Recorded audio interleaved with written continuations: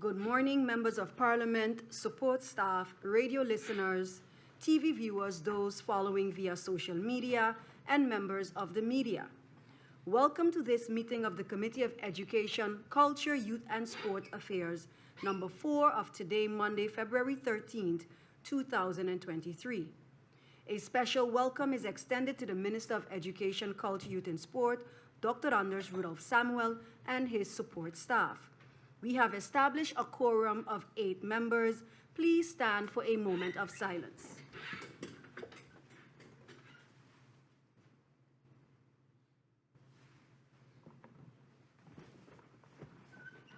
I have received notice of absence from the following members: MP Rayon Peterson, and notice of lateness from MP George Pontiflet.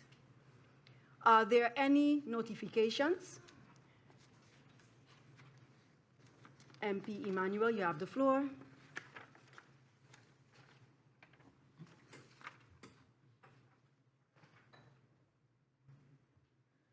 Thank you very much, Madam Chair Lady, and good morning to you, our field, the Honorable Minister and his support staff, my honorable colleagues. Good morning, the people of St. Martin, everyone in tribute. Good morning. Madam Chair Lady, I want this to go on the record.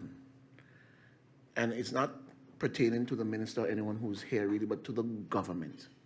I have noticed a trend, Madam Chair Lady, concerning the airport. But what it is that I know that this is one of the only meetings for this week, and then Thursday, I believe we have a visit at the airport. Madam Chair Lady, we see that an advertisement is out for a new commercial something manager down at the airport. And I'm saying this to the government of St. Martin, that it is time you protect your own, because we have a young lady doing that job right now, and she's being overlooked, she's being passed for someone else that knows nothing about the airport. And I am saying to this government that it's not going to happen. It's not going to happen, it's not going to fly. So I'm saying to this government, fix it. Call the CEO and tell him it's not going to happen, it's not going to work, fix it. I just wanted for that to go on the record, Madam Chair Lady, and put the government on notice that what they are doing to their young professionals is not right, because this is the same government that said to them that they are qualified. Obviously, it is not the case. I thank you very much, Madam Chair. Thank you, MP Emmanuel. I now give the floor to MP Westcott Williams. Thank you, Madam Chair Lady, and a very good morning to you. A good morning to our support staff, my colleagues. A good morning to the Minister and his support staff who are here with us this morning. A good morning to all following this meeting. Wishing each and every one a blessed and productive week. Madam Chair Lady, it was quite heartening, and I am not sure whether it's because of your insistence or the minister's willingness, but it was quite heartening to realize that a meeting request of this committee received on, I believe it was Thursday, by Friday afternoon, we had a confirmed meeting with the attendance confirmed of the minister in question. The matter at hand, in my opinion, is a serious matter. I was wondering when and how the government would have addressed the fact that the teachers' union found it necessary to meet during working hours, with all that that brings along with it. Parents having to find ways of their children not having school, what do they do, what could they have done. So I think this meeting could not have come earlier. And stating that, I also want to, as they say, you sometimes throw things out there, so I'm going to throw it out, hoping that other committee chairs find it in their heart to call the meetings which have been requested.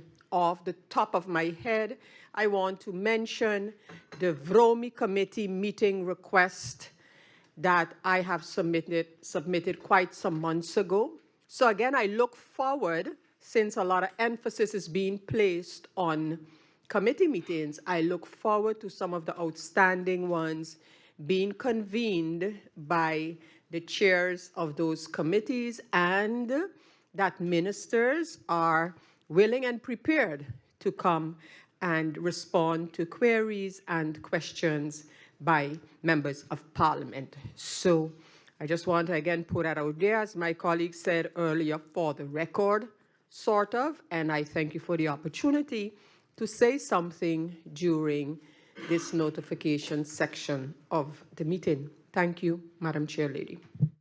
Thank you, MP Westcott Williams. Are there any other notifications? I see no need.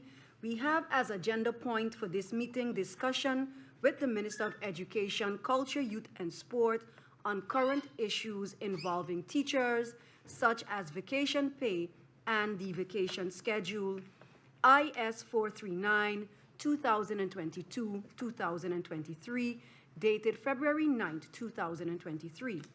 This meeting was requested by Member of Parliament, MP Emmanuel. We go over to the agenda point. On February 9, 2023, Parliament received a letter from MP Emmanuel with the request that an urgent meeting of this committee be convened with the Minister of Education, Culture, Youth and Sport to discuss the above-mentioned agenda point. All members of Parliament received a copy of this letter via email. Hence today, this meeting. At this time, I would like to first give the floor to the requester of this meeting, MP Emmanuel, to elucidate his request for this meeting. MP Emmanuel, you have the floor.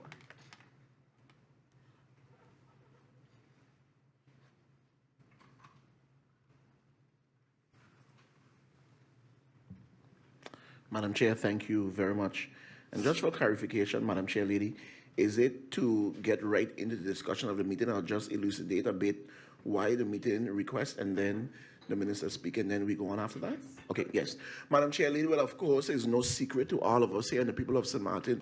Madam Chair, listen, you know the sliced bread and the casino, especially the casino bread, Madam Chair, there's two ends of it. And that's the two ends of it nobody does touch. So they just open the sliced bread, and what they does do, they just go for the one, the second, or the third bread, and start to go down. And then when the bread is finished, you have these two scrawly, criggly little pieces of bread that is left back. The two sliced bread that you just discard.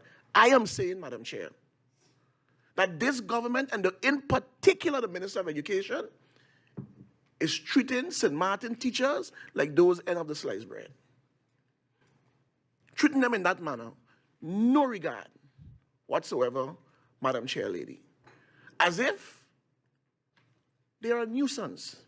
As if it's like, why you have those two ends in this bag for anyway?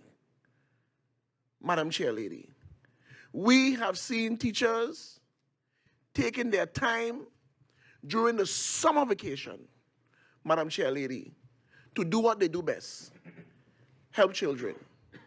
And to this very day, they are still complaining, they are still talking about compensation, Madam Chair Lady. So of course, I find it fit that an urgent meeting should have been called concerning the matters surrounding the teachers. And Madam Chair Lady, I hope the minister can give truthful answers today. Truthful answers today, meaningful answers today, and not no go come back. And then, when it's scheduled for the minister to come back, then we get, I am prepared. Well, the king ain't here. No, sir, nothing in terms of culture, anything is on the agenda that the minister could say he didn't have the time. There's no more excuses. The matters relating to teachers can get dealt with today. And Madam Chair Lady, please urge the minister. His staff is here. He have access to the information, Madam Chair Lady, that the minister can be forthcoming, forward, and honest with the answers that he have to give to the members of Parliament today. I thank you very much, Madam Chair Lady. Thank you, MP Emmanuel.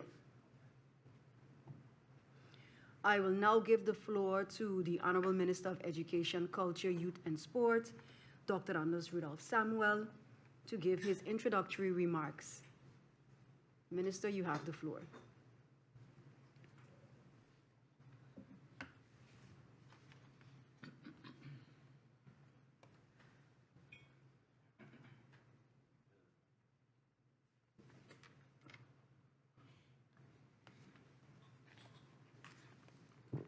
Madam Chair, Lady, good morning and a blessed day to you. Good morning to the Griffier. Good morning to the honorable members of Parliament, and good morning to the people who are listening out there. I want to also say good morning to my support staff. And Madam Chair, before I speak, I would like to request your indulgence for a 5-minute break. We will adjourn for 5 minutes. Meeting adjourned.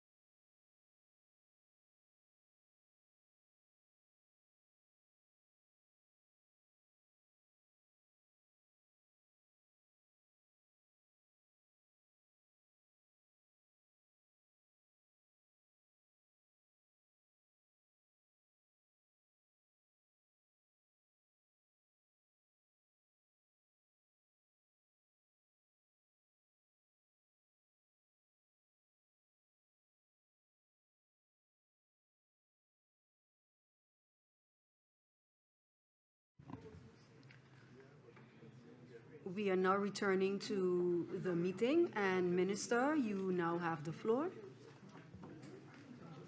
Thank you, Madam Chair.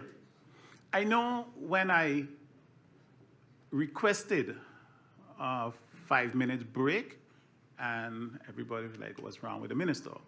But let me assure you, minister's okay. Minister's okay. Madam Chair, in 2020, COVID hit St. Martin. And when COVID hit St. Martin, we had a problem. The problem that we had is that we closed the airport, we closed the harbor, we closed the businesses, and because of that situation, there was no money to do the regular things that had to be done. Even persons who had to work could not work, so they could not make money. In that regard, St. Martin ended up requesting from the Dutch, from Holland, liquidity support. In order for us to get liquidity support, the Dutch put down 3 measures. 1, the elected officials had to give up 25%. 2, the top earners in government-owned companies had to reduce down to 30% higher than the Prime Minister. And the 3rd measure, that all civil servants and all workers in government-owned companies had to give in 12.5% of wages benefits. Now, I say wages benefits because in some of the other countries in the kingdom, some other persons had to give up pieces of their salary. And I must commend the Minister of Finance of St. Martin to have found the argument that instead of cutting persons' salary, cut the wages benefits. So we ended up with 3 potential years that we had to look at, because by cutting benefits, what we cut was the vacation pay. So in the first year, in 2020, when it became clear that there is a law and a regulation and a demand that everybody have to make a solidarity contribution to the state of affairs, that is why we also ended up to get money for the SSRP. And the Dutch was mentioning the demand, everyone must make a contribution to the situation. That's everyone of St. Martin. And that is why those 3 measures in that law happened. But when it came to the civil servants, and then we come down to the civil servants and the teachers, whether they're subsidized or not, they were asked to give up their vacation pay. And then we had 3 years that we had to look at. And I'm going to call them the year of 2020, the year of 2021, and the year of 2022. And you would see, if you go back in history, you have 2 groups of teachers and / civil servants, but you have 2 groups of teachers. You got the subsidized school boards teachers, and then you have the government teachers.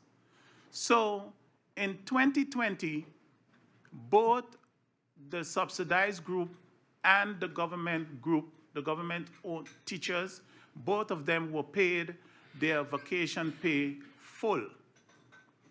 And then we will look at 2021, where the subsidized school boards went ahead and paid out the vacation pay to their teachers, because when you look at the legislation was finalized in October, but the vacation pay took place in June, so it was not yet in place. When we went to 2023, all of the subsidized schools pulled brakes because now the law is in place. The law is in place. They cannot say there is no law. So they did not pay out the 2023 vacation pay.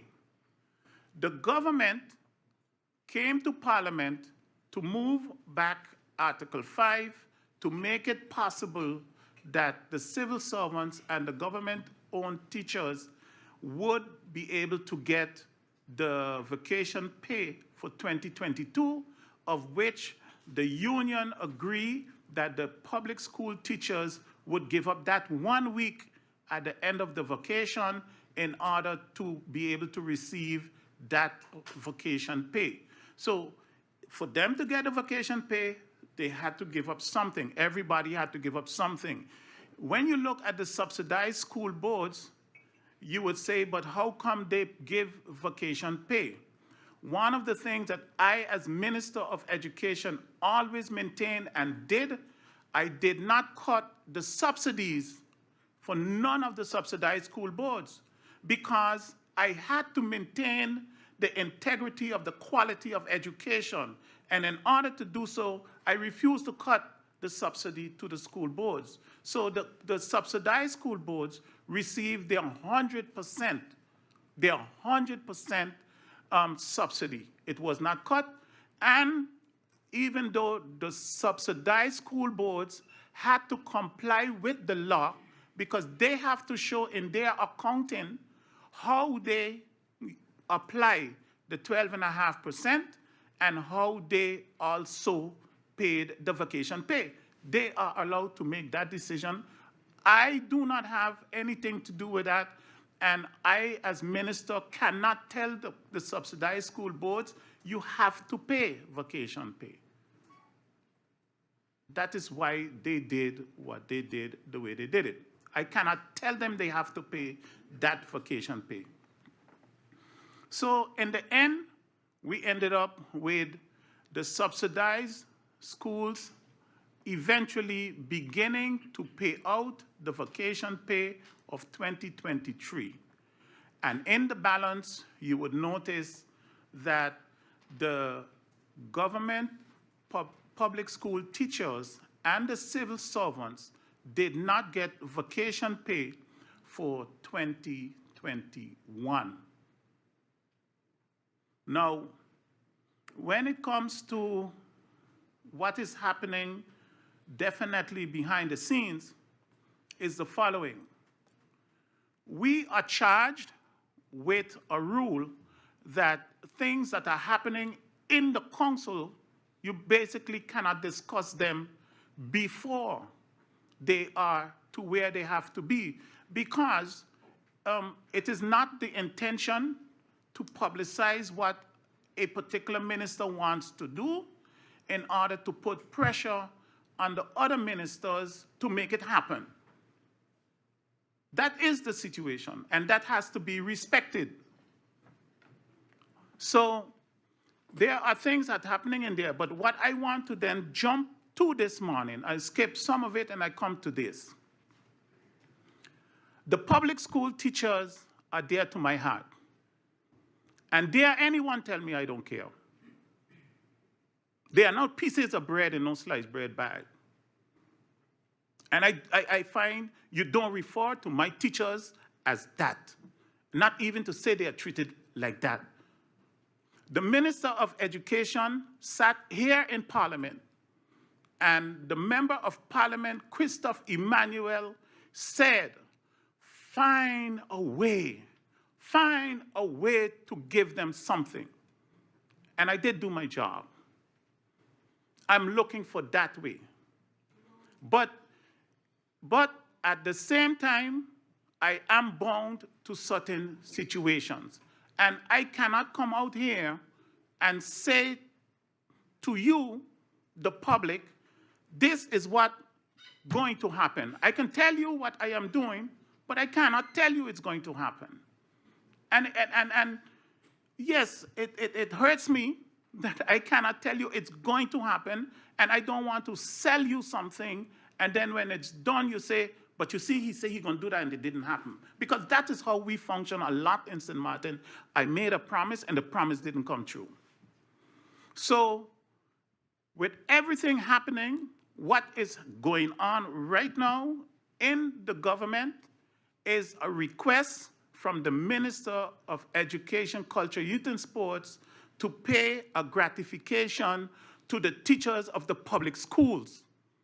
And I cannot use this to pressure my colleagues I cannot use this to tell the teachers they will get it, because there is a process.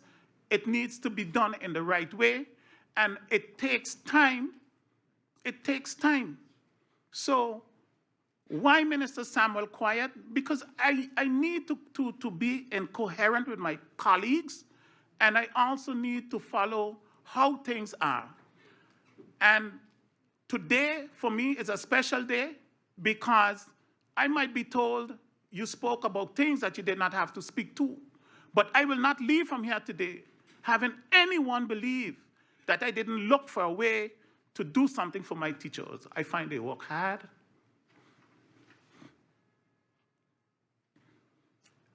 And they deserve it. I would always do what I have to do for them. That is why when you walk in the public school classrooms and you meet blackboards on the side from when I was a child, I say, no, if the other schools can have digital boards, they can have digital boards too. So I order 140. Every classroom should get one. You think it was easy? You think it was just approved like that? No. There are persons that does not approve things like that. You got to fight and fight as a minister to make these things happen. The teachers were using tablets.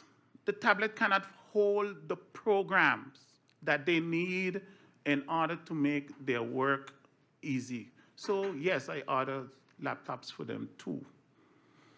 We are also digitalizing the administration in a way that teachers does not have to sit down day and night filling in report cards.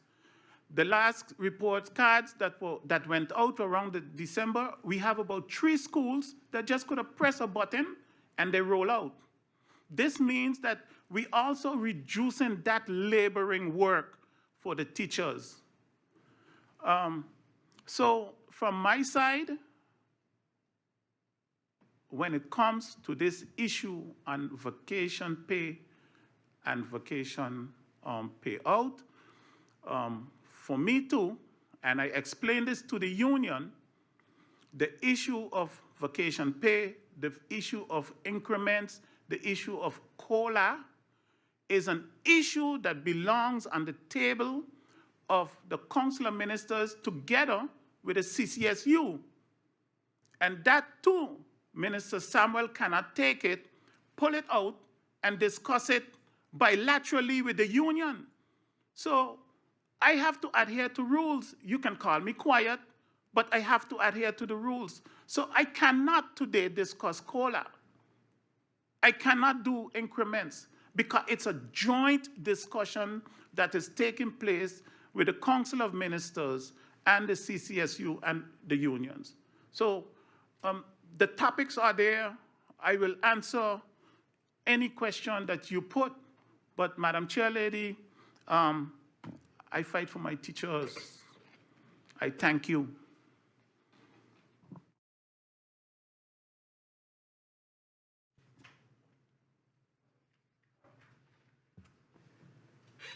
Thank you, Minister Samuel. I now give the floor to MP Sarah Westcott-Williams. You have the floor.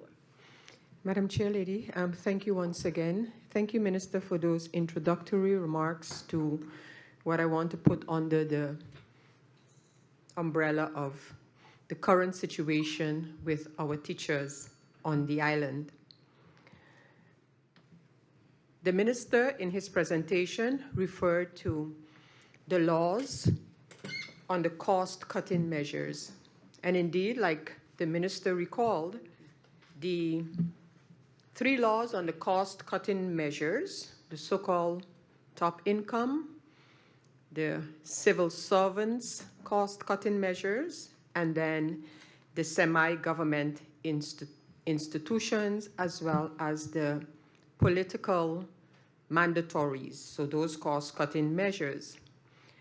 The one regarding the cuts for the semi-government institutions, which was part of the one on the top incomes, eventually was separated as the government changed the law, amended the law on the top income.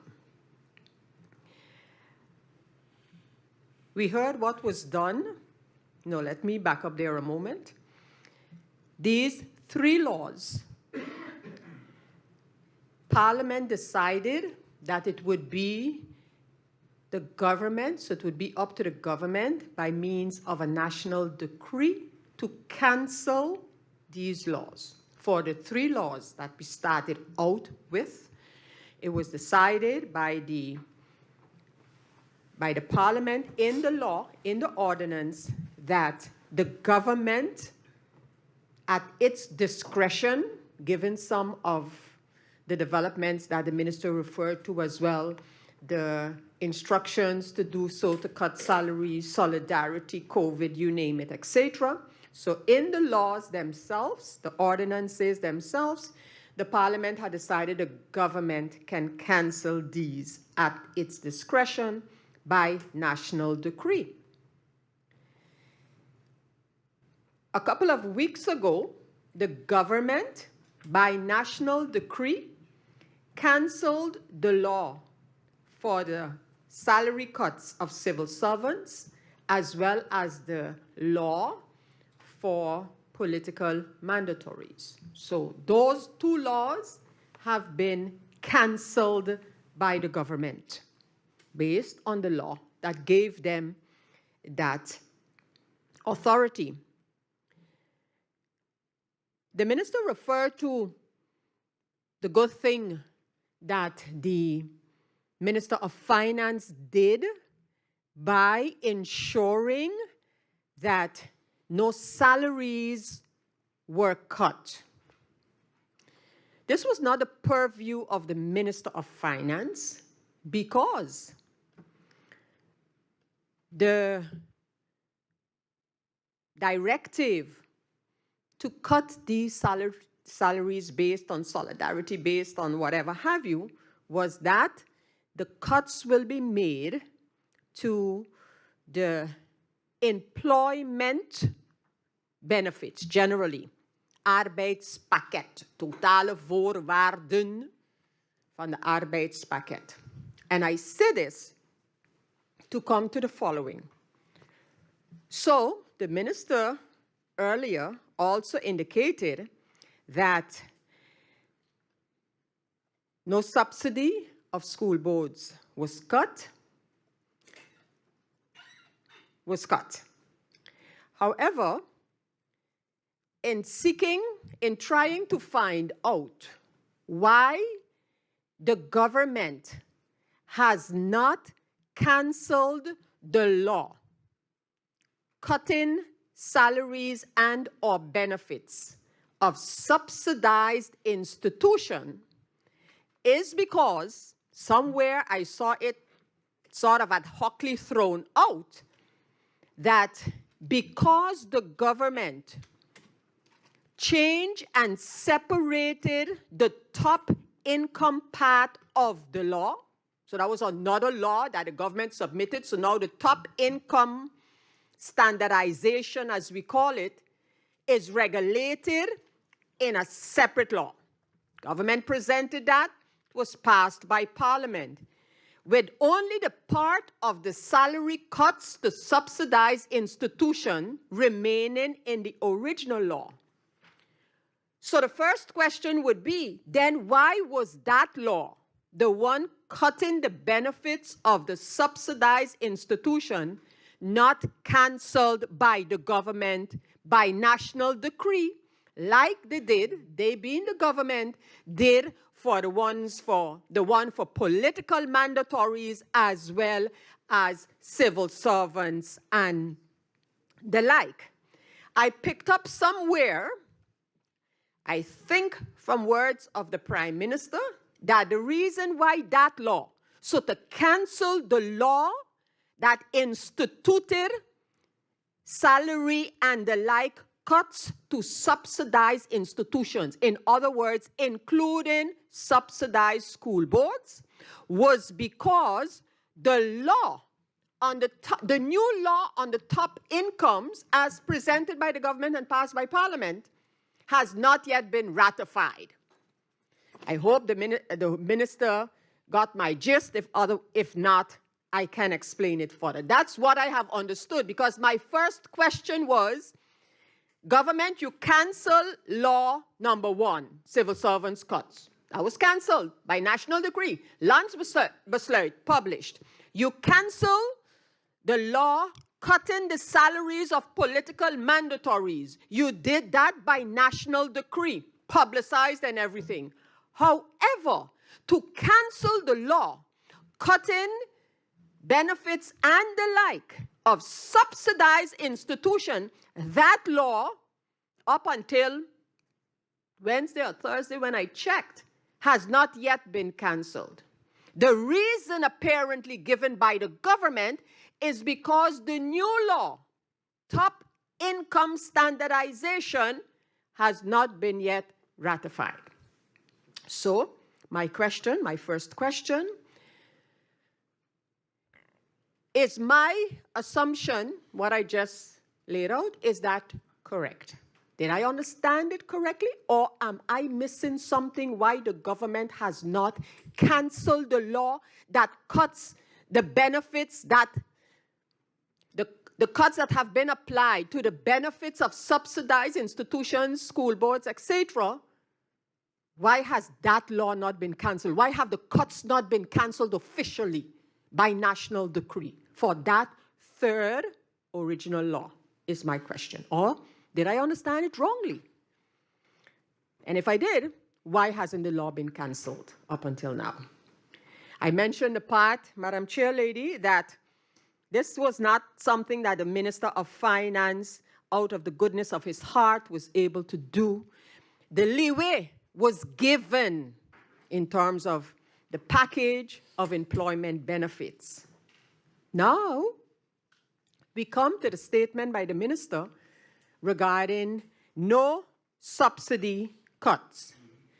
Is it not a fact that according to the law that cut the employment benefits of subsidized institutions, stated that all of these institutions needed to show how they cut the benefits?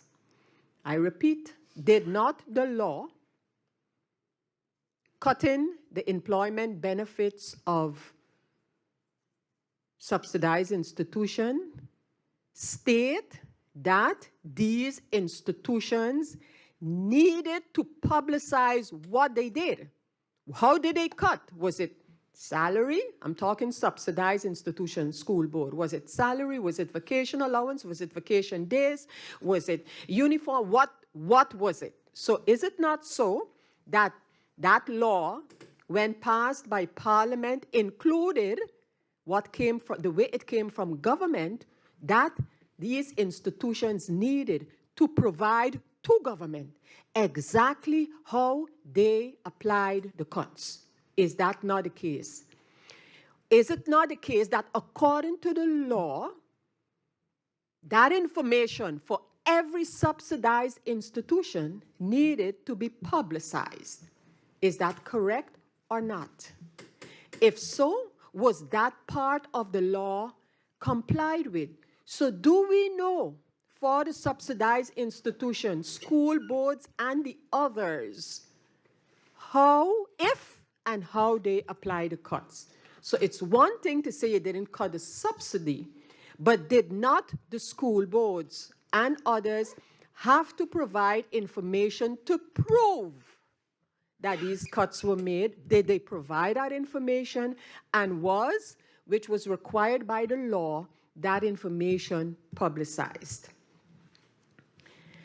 Then I want to come to the issue of the proposal or the intention, the advice, or whatever it is by the ministry for, and now I'll not put words in the minister's proposal. The minister referred to gratification, but I'll leave that for what it is and just mentioned the minister's intention to compensate our teachers somehow.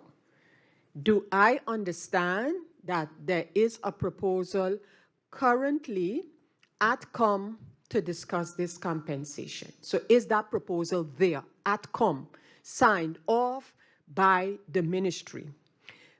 Because if that is the case, then I would want to ask, how does the budget for that look? You know, are we talking only public school teachers? Are we talking all teachers that this proposal includes?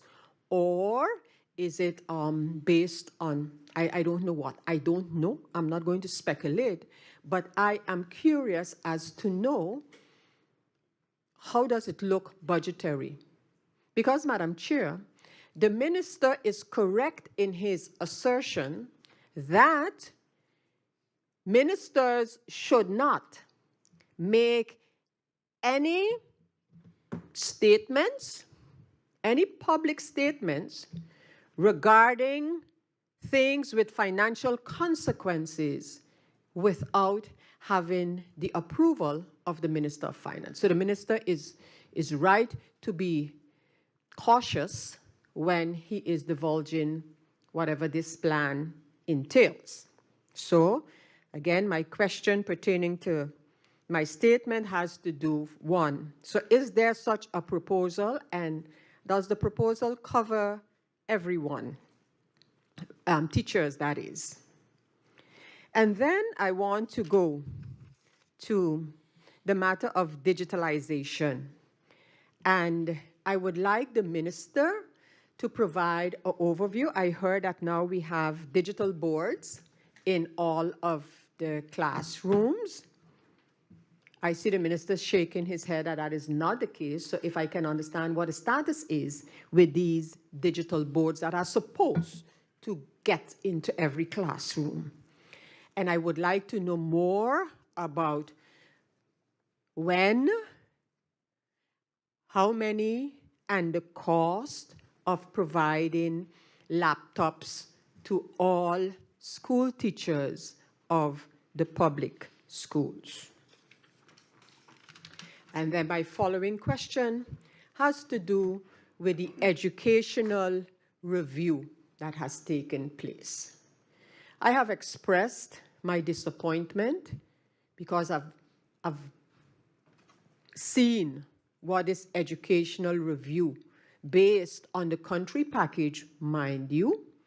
This educational review that has taken place has basically come up with something that I think everyone in here for sure and within the ministry know already, and that is we need to look at a financing scheme for education. In essence, that's what it comes down to, the financing scheme, the finances, et cetera, the reporting, the compliance, and stuff like that.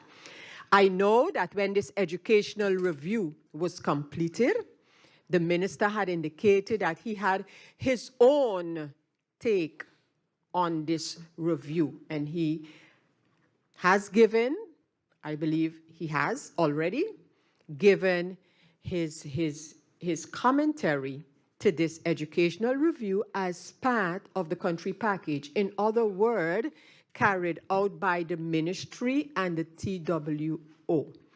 So where that is concerned, my question is, where do we stand now with the matter? So do we have an educational review? Are the recommendations to be followed? If so, when and how? So give me, please, a status update on this matter of educational review. Because, Madam Chair Lady, the country package is all about reviews.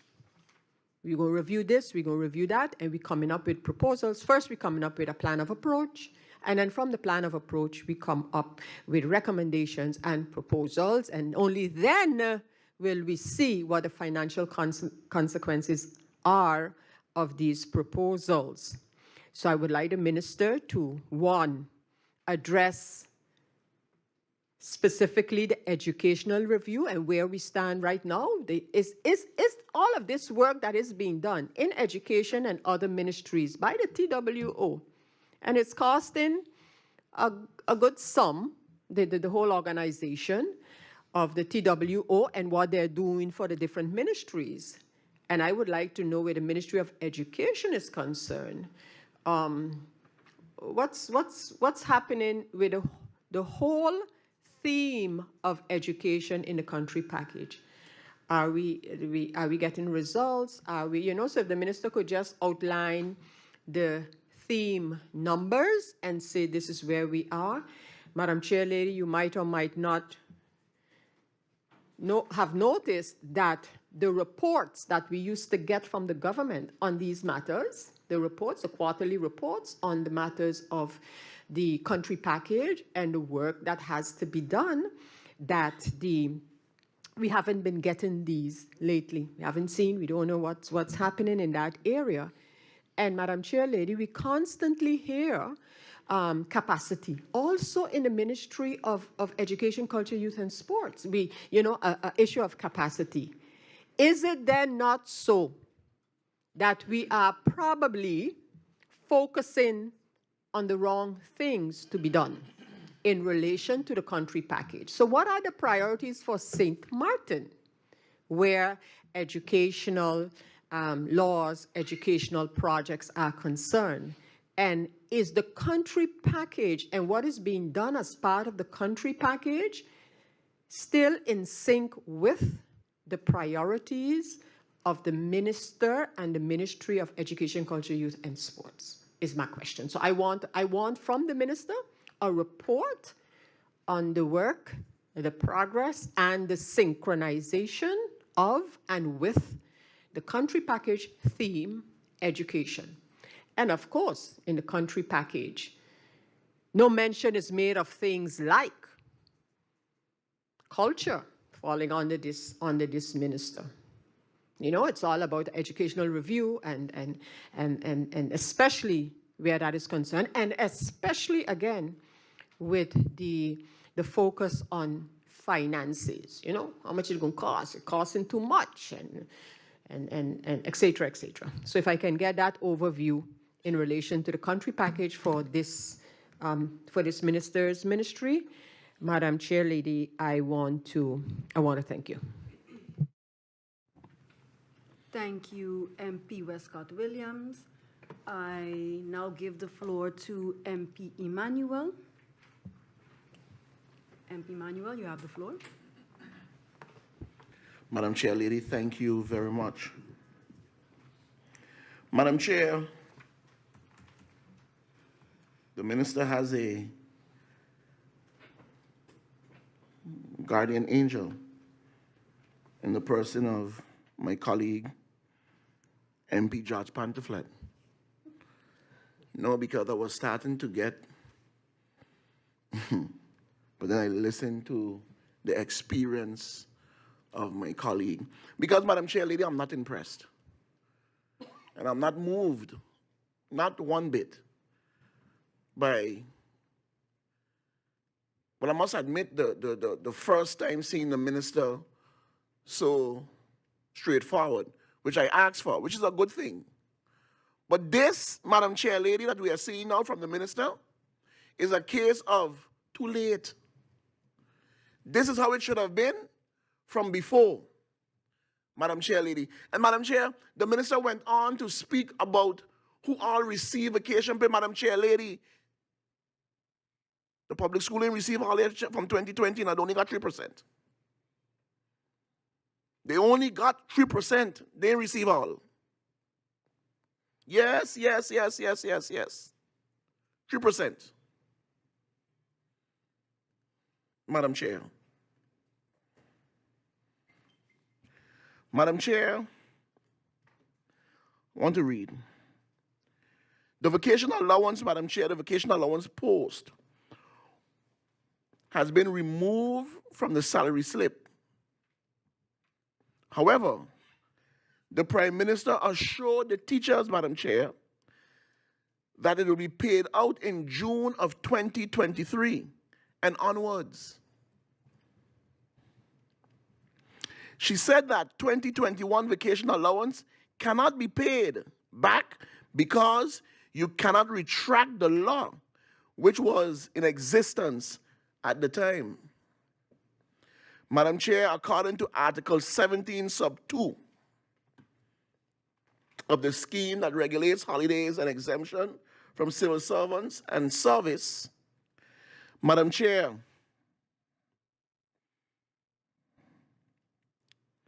teachers are expected to be available for educational and school organizational purposes for a maximum of 6 days during the vacation period. Madam Chair, the law also clearly states that at least one of the vacation period enjoyed by teacher staff should be consecutive period of at least 4 weeks. These days are typically scheduled during the summer vacation.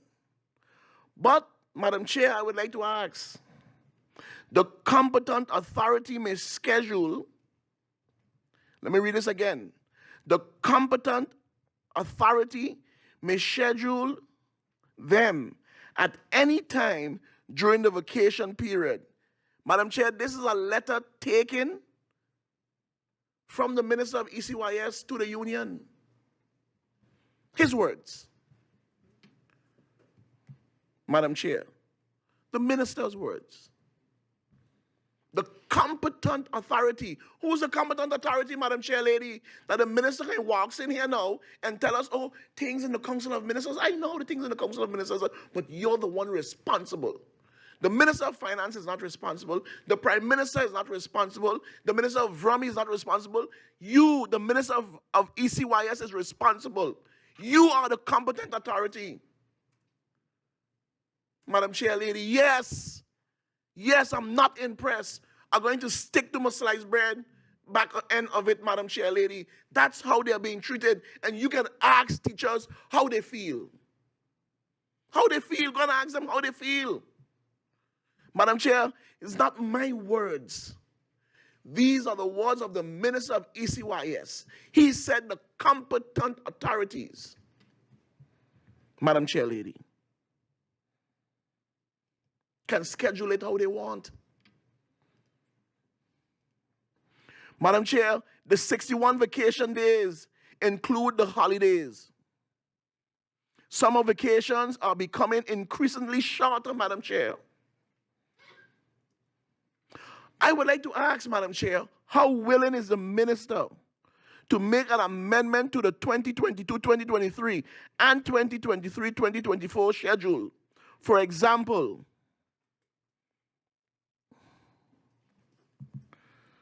the 25th, the 24th, the 25th, and the 26th of the 2023 and the 2024 are not public holidays. Let me get it good, because I'm reading off of the phone, Madam Chair.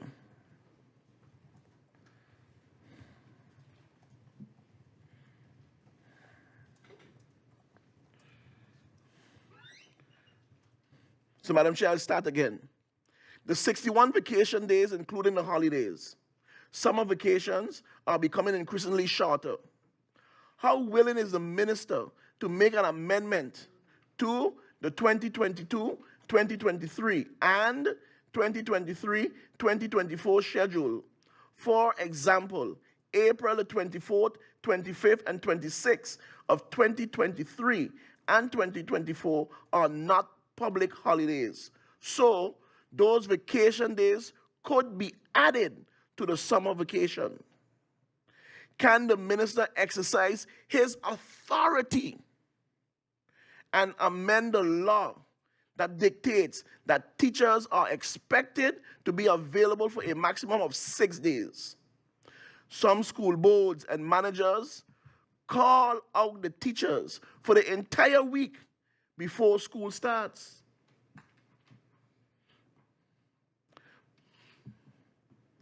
Madam Chair Lady, the vacancy regeling up to 2025 has been published. When are the deliberations of the 2025-2026 and onward commence?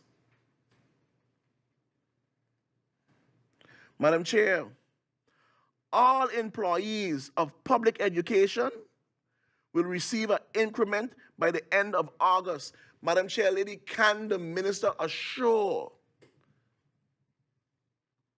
that that is factual? And there's a reason why I'm asking that question, Madam Chair Lady, because there are teachers that did a summer program last year, that did a summer program, Madam Chair. And to present, all hasn't been compensated or paid fully for the work that has been done. Madam Chair, and what did we get? We get a minister walks in here and saying, I care about the teachers. I care about my teachers. Madam Chair Lady, in that summer program, it was made mention that the funding is there. It is available. Months upon months upon months, teachers has not been paid. And I challenge the minister to say what I'm saying is not true. I challenge the minister, Madam Chair, to say what I'm saying is not true. Have the teachers, Madam Chair, for that summer program, is it so or is it not so that full compensation has been made to all of them? That's a question. Is it so, Madam Chair Lady? Madam Chair,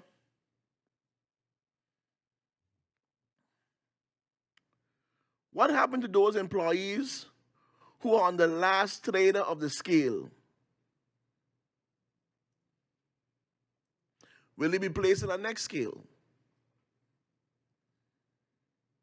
Will the subsidies for school boards be adjusted to ensure that their employees will also receive an increment?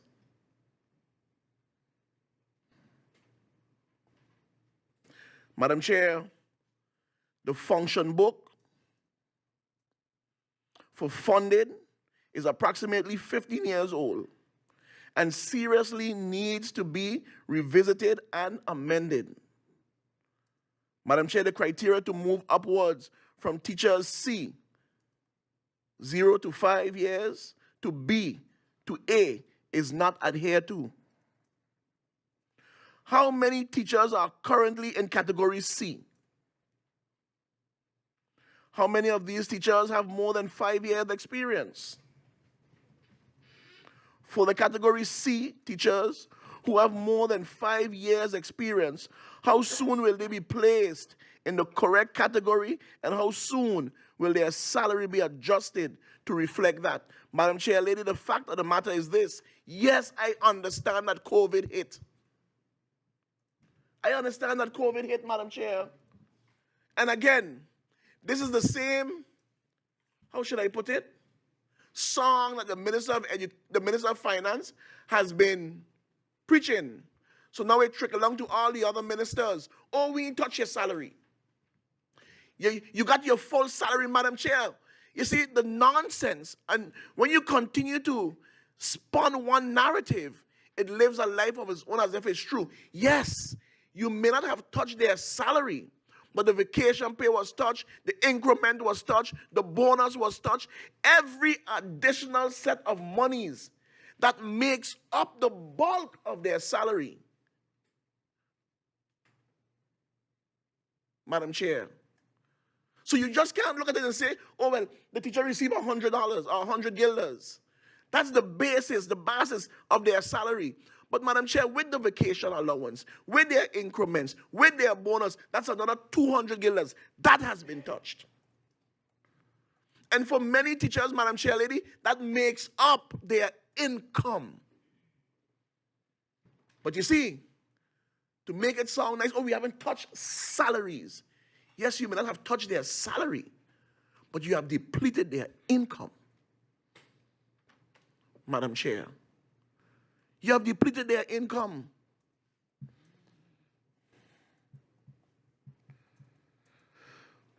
Madam Chair,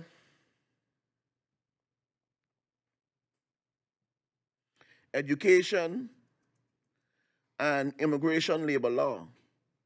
This is a point of contention but was not discussed as yet with the minister.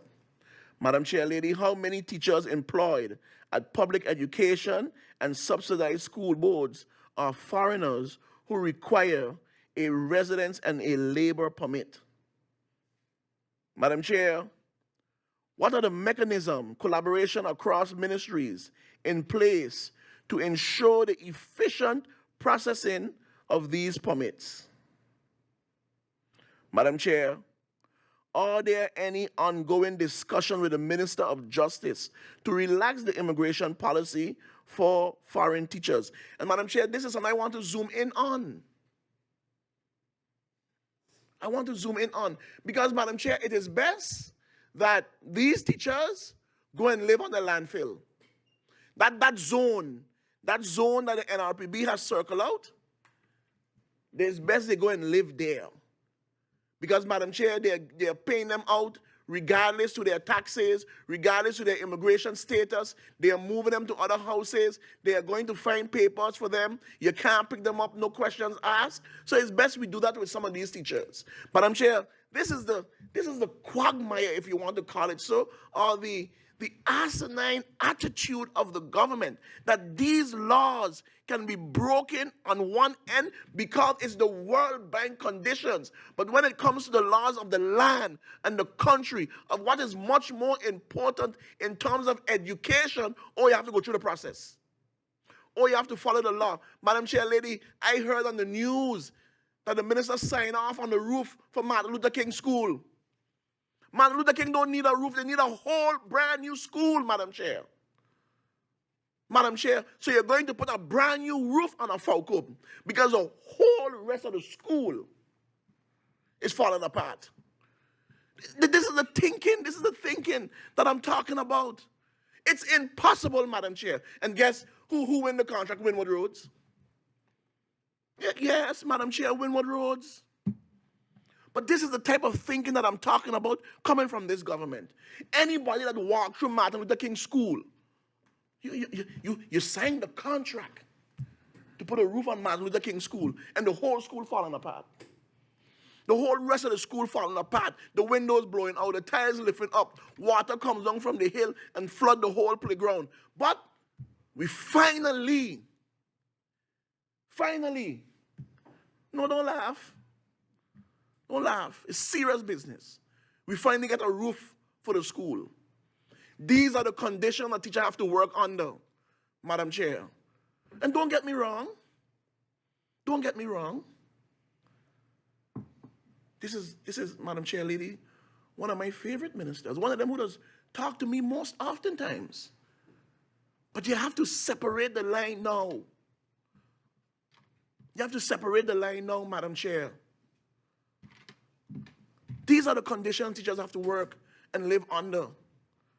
And the minister walks into Parliament, puff up his chest, okay, and say that I care about the teachers. How? Where is the care? Where is the care, Madam Chair? Where is the care?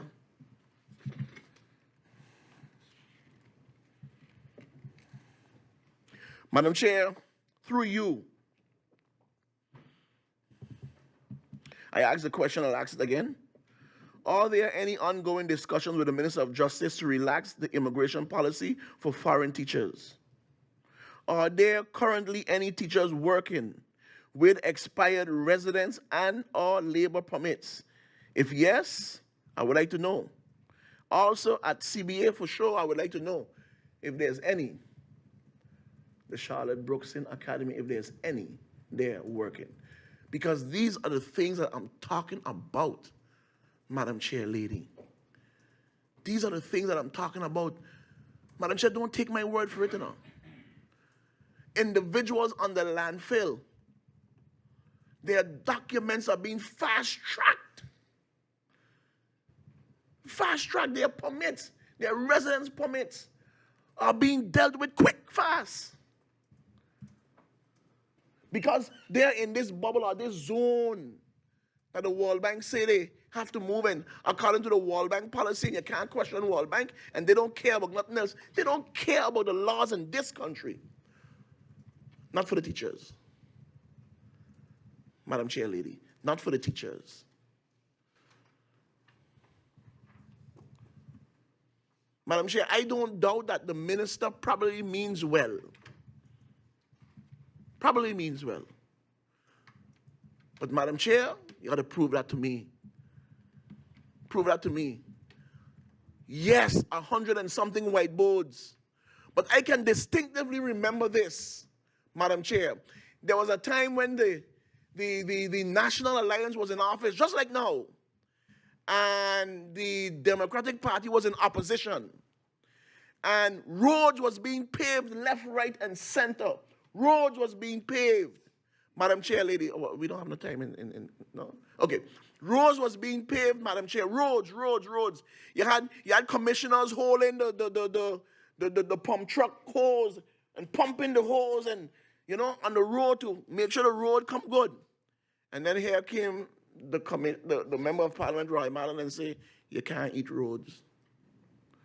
Madam Chair, the teachers can't eat a whiteboard. They can't eat it. They can't eat it. So the 100 and something whiteboards you put in and the lap, they can't eat them. Yes, it can assist them in their work. They are grateful for it. They want their money. And they want it now. It's their money. And they want it now. You had, Madam Chair Lady, don't worry. When the laws retract, and I see a point in. Okay, sorry. Madam Chair Lady, it was said, because you had two ministers. Two ministers took it upon themselves, the Minister of Finance and Deputy Minister of the Deputy Prime Minister, to go by the school boards.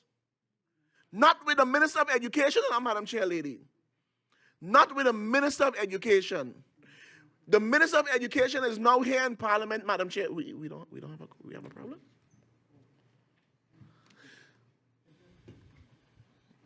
Okay, I'll stop. I will adjourn the meeting for 2 minutes. Meeting adjourned.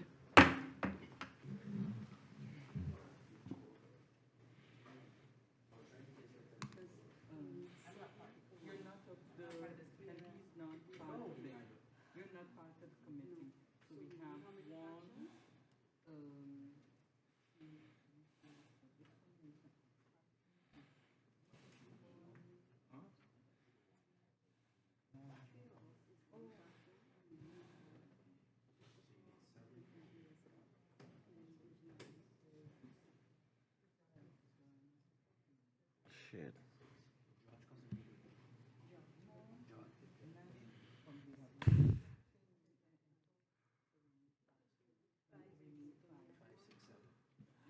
Well, look, George. Seven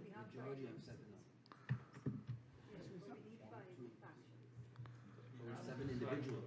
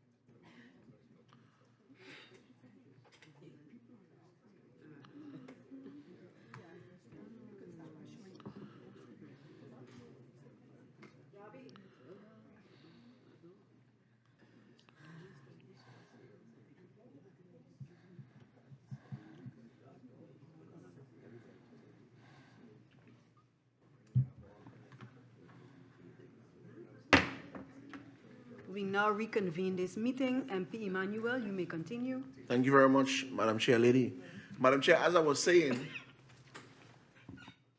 The Prime Minister is saying that they can't go back.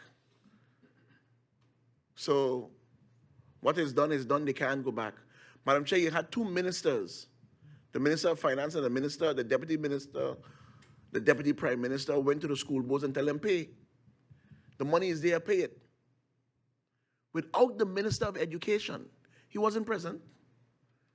He wasn't part of that little delegation.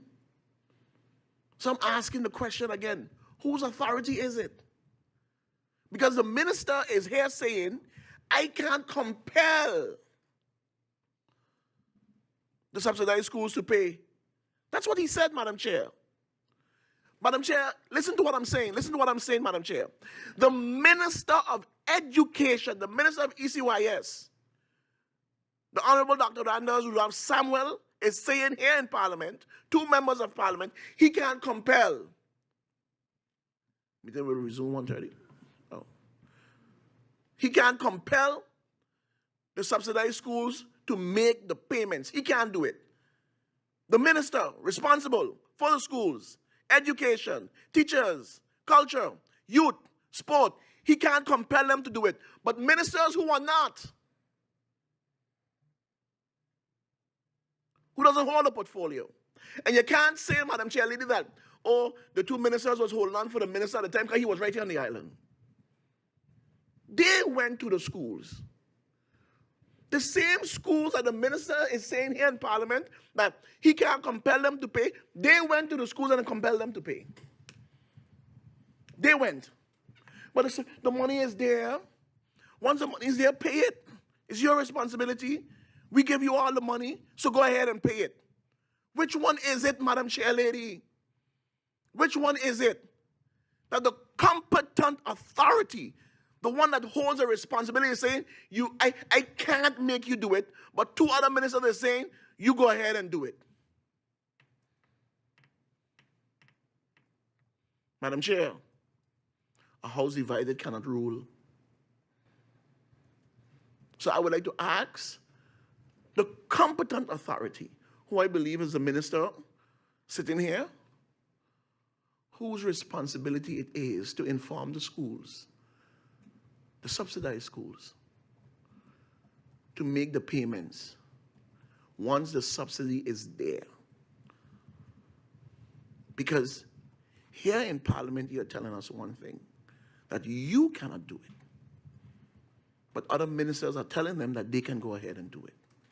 Madam Chair Lady.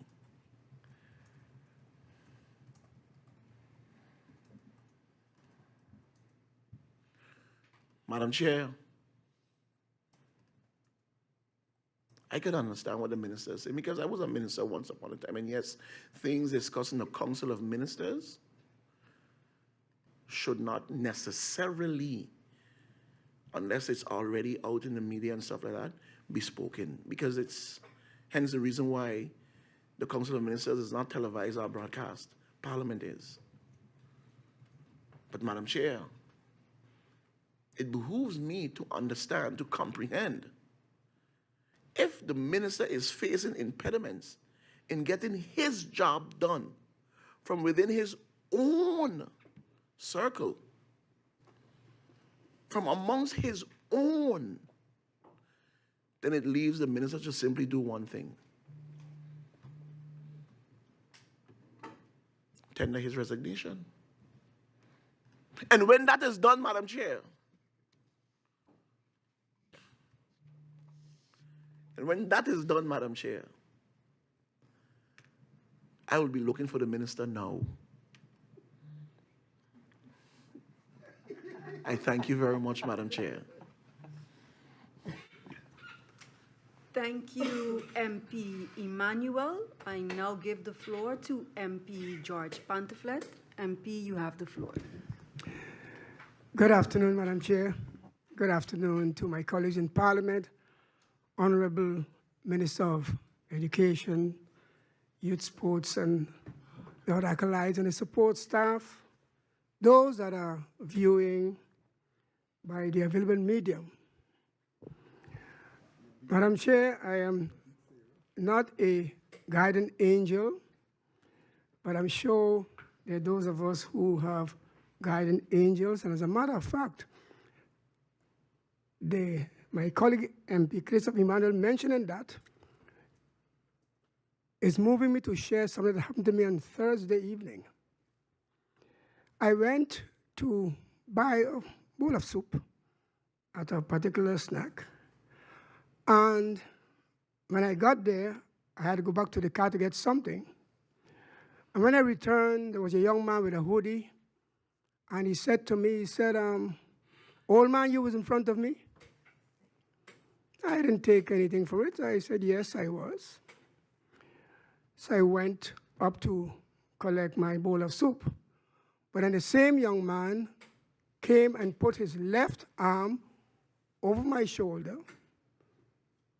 And I said to him, I said, young man, move from behind of me. And he didn't move, so I turned, I'm saying inches away from each other.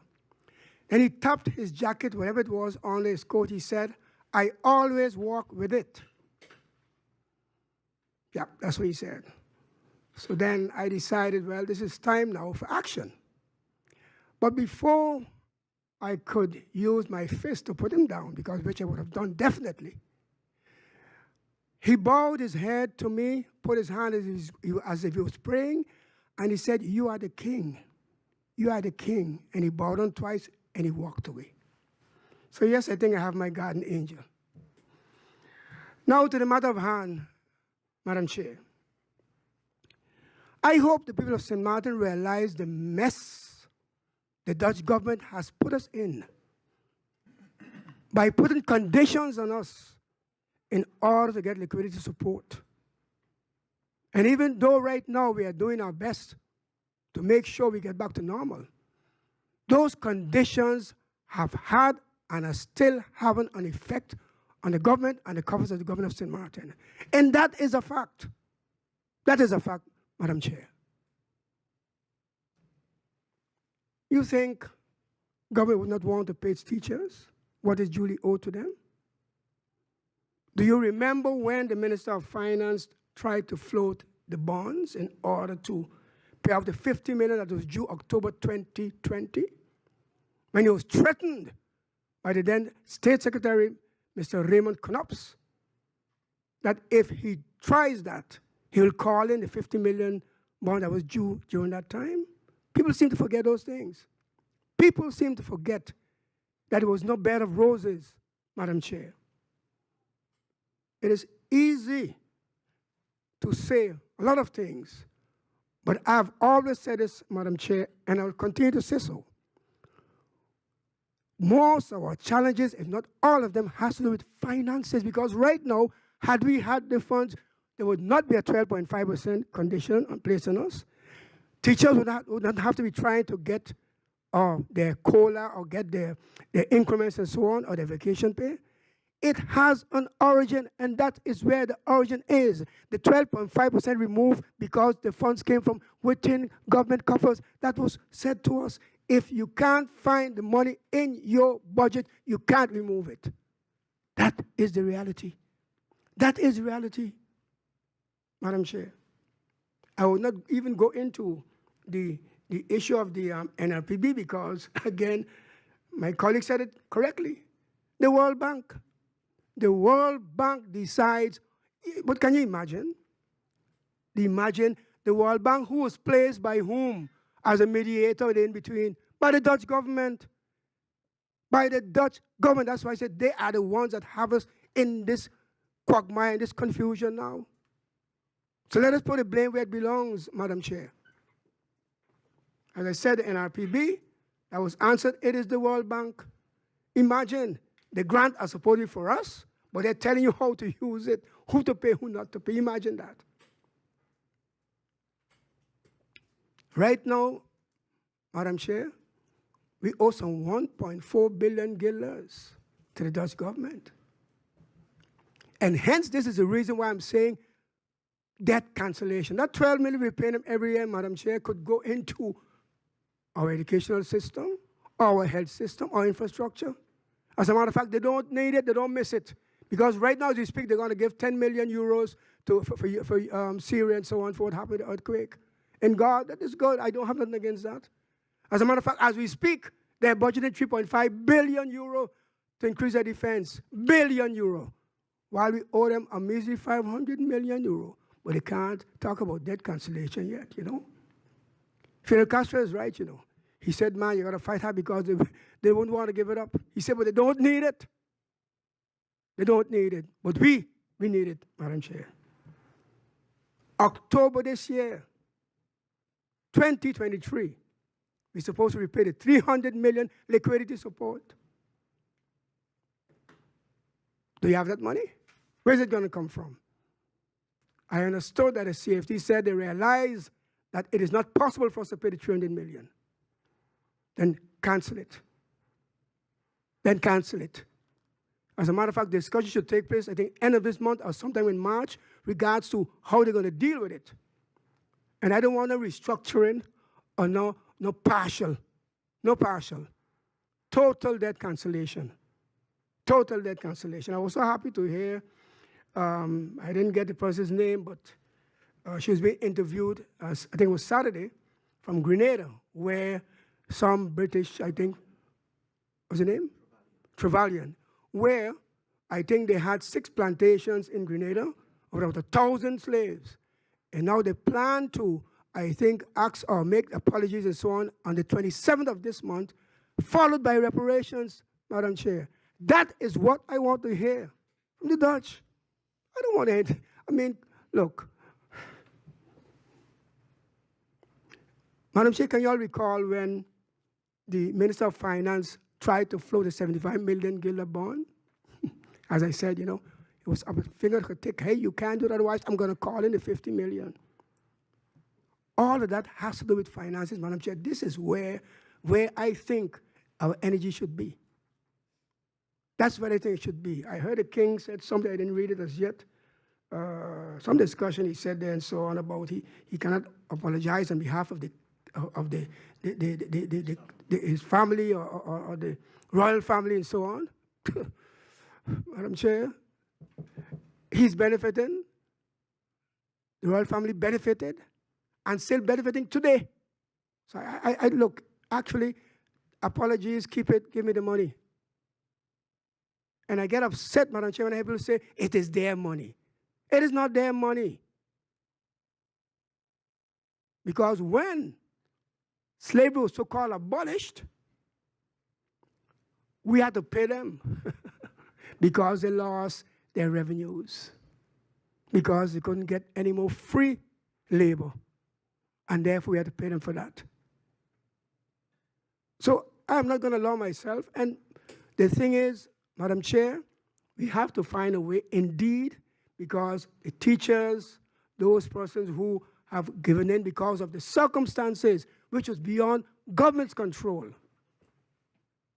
the condition that were placed, that is what has us in this mess today.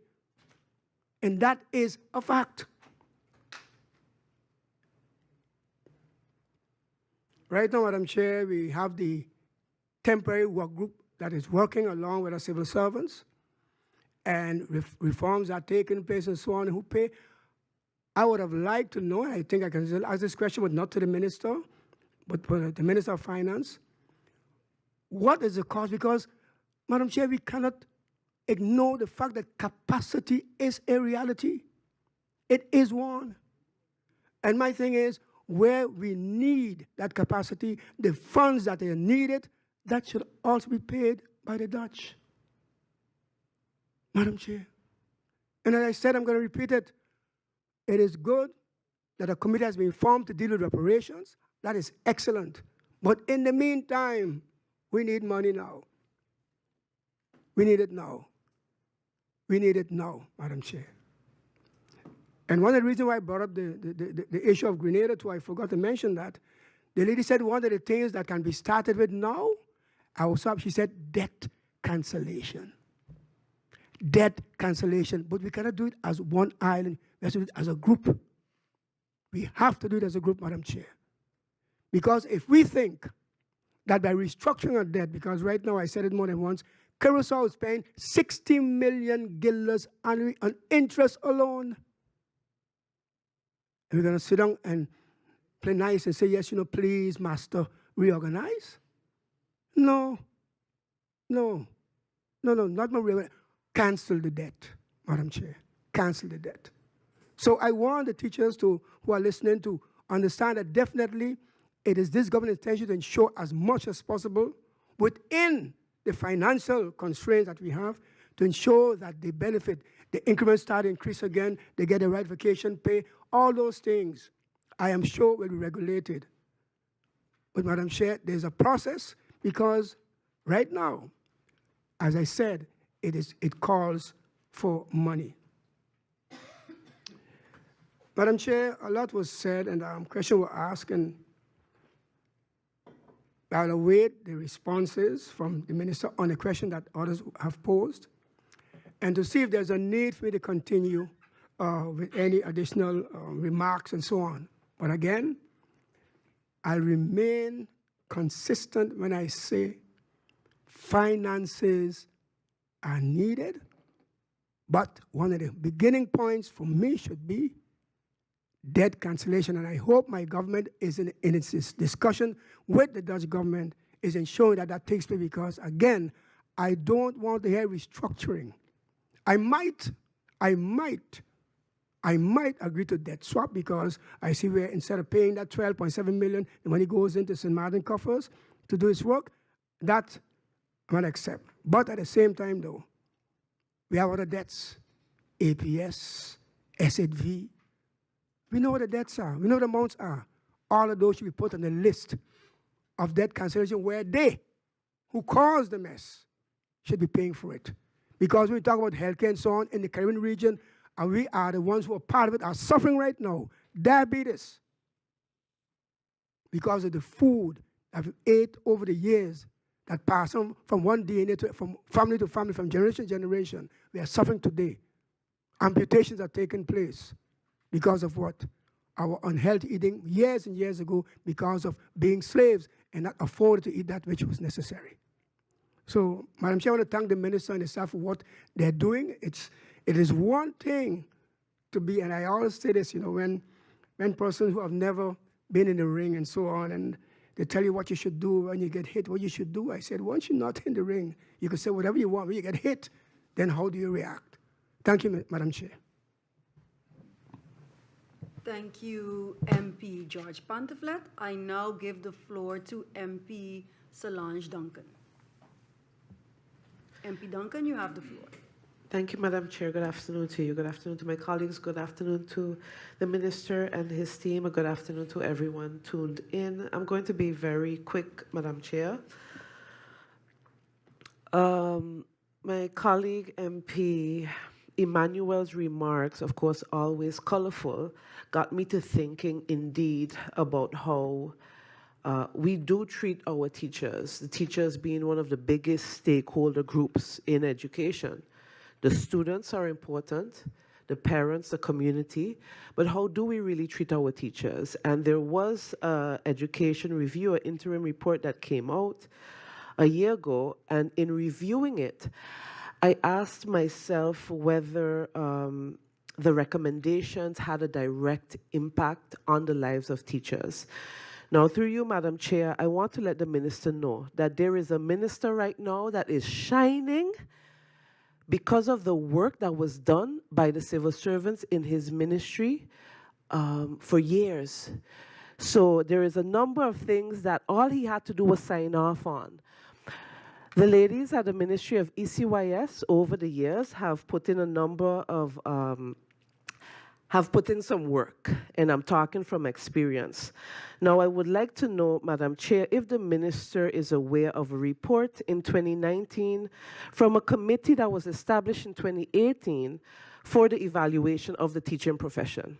So I'm going now, I'm looking now earlier than the education review to work that was done by a group of people, a lot of work that was done that looked and dissected the teaching profession and how we can improve the lives of teachers, a very, very important stakeholder group. So there is absolutely no need to hire a consultant now to do any research because research and analysis was done A survey was done. Recommendations were made. Again, in particular, to improve the lives of teachers. Now, a number of matters were included in that report. Looking at remuneration, I don't like that word, salaries of teachers, evaluating the structure, so the function book, how the public perceives teachers, so looking at teachers from the outside as well, a survey was done. Scenarios to broaden career development opportunities. This is also important because we hear teachers complain about being stuck. A survey was done amongst teachers, and we saw that the biggest reasons, not only for leaving the teaching profession, but also for being dissatisfied, was salary, little to no growth opportunities, work pressure, specifically for primary school teachers. We know that there aren't enough assistant teachers in the classroom, and a dissatisfaction with work conditions. This is information, this is data that we have already, Madam Chair. So to be short, Madam Chair, I would like to know through you to the Minister. Minister, are you aware of this report? And if yes, first, what action has been taken over the last 3 years in regards to this report in particular? If any of the recommendations have been taken up, if not, why not? Madam Chair, I am well aware of the capacity issues of the ministry, of some of the departments. This is why project workers are hired. These are why work groups are made. I know that we have limited budget, but there are other ministries that I see that get very creative in terms of partnering with nonprofit organizations to execute projects. We have to be creative because indeed now we're in 2023 and we still haven't gotten anywhere when it concerns issues that have been bothering our teachers, one of the biggest stakeholder groups, when we look back here. When we look back years earlier. So in my opinion, it is about getting creative even when there are budgetary constraints. Through you, Madam Chair, if the Minister can look through that report and give an update on the themes, because there are a number of different issues that are mentioned. I know that the function book, for instance, is a huge, huge issue to tackle, but there are other ways in which the teachers have said, hey, if we get some more benefits here, we would be a little bit more satisfied.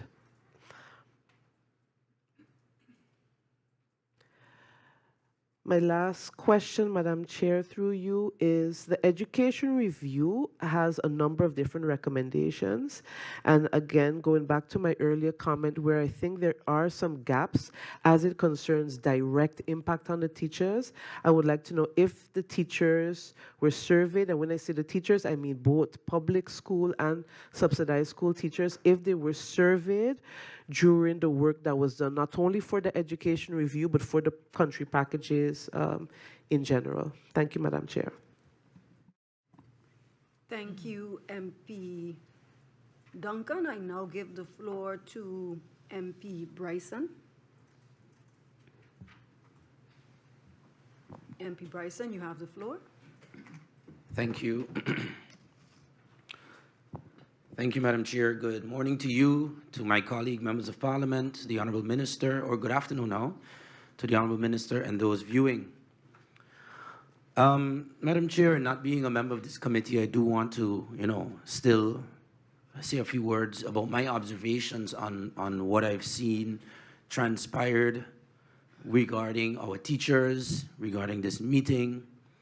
And I do want to believe what the minister said today, that in his heart, he wants to do something for the teachers.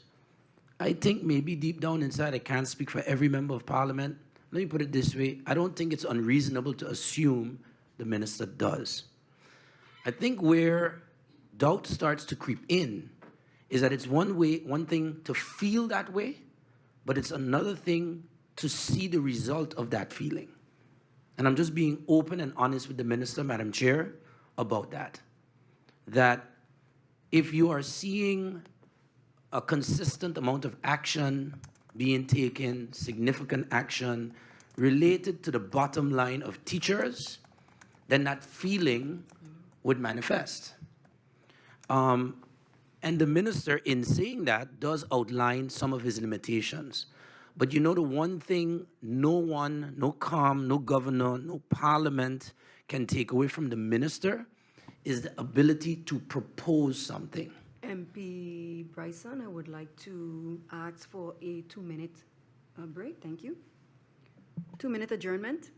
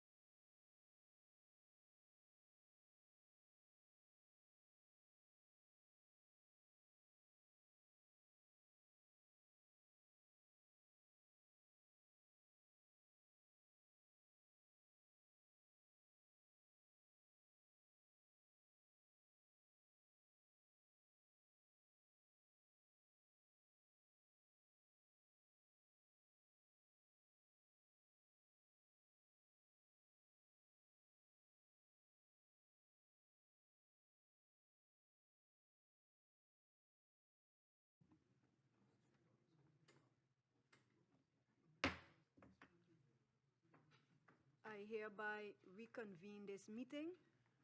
MP Bryson, you have the floor. Yes, thank you once again, Madam Chair. So like I was saying, the minister has a right to propose.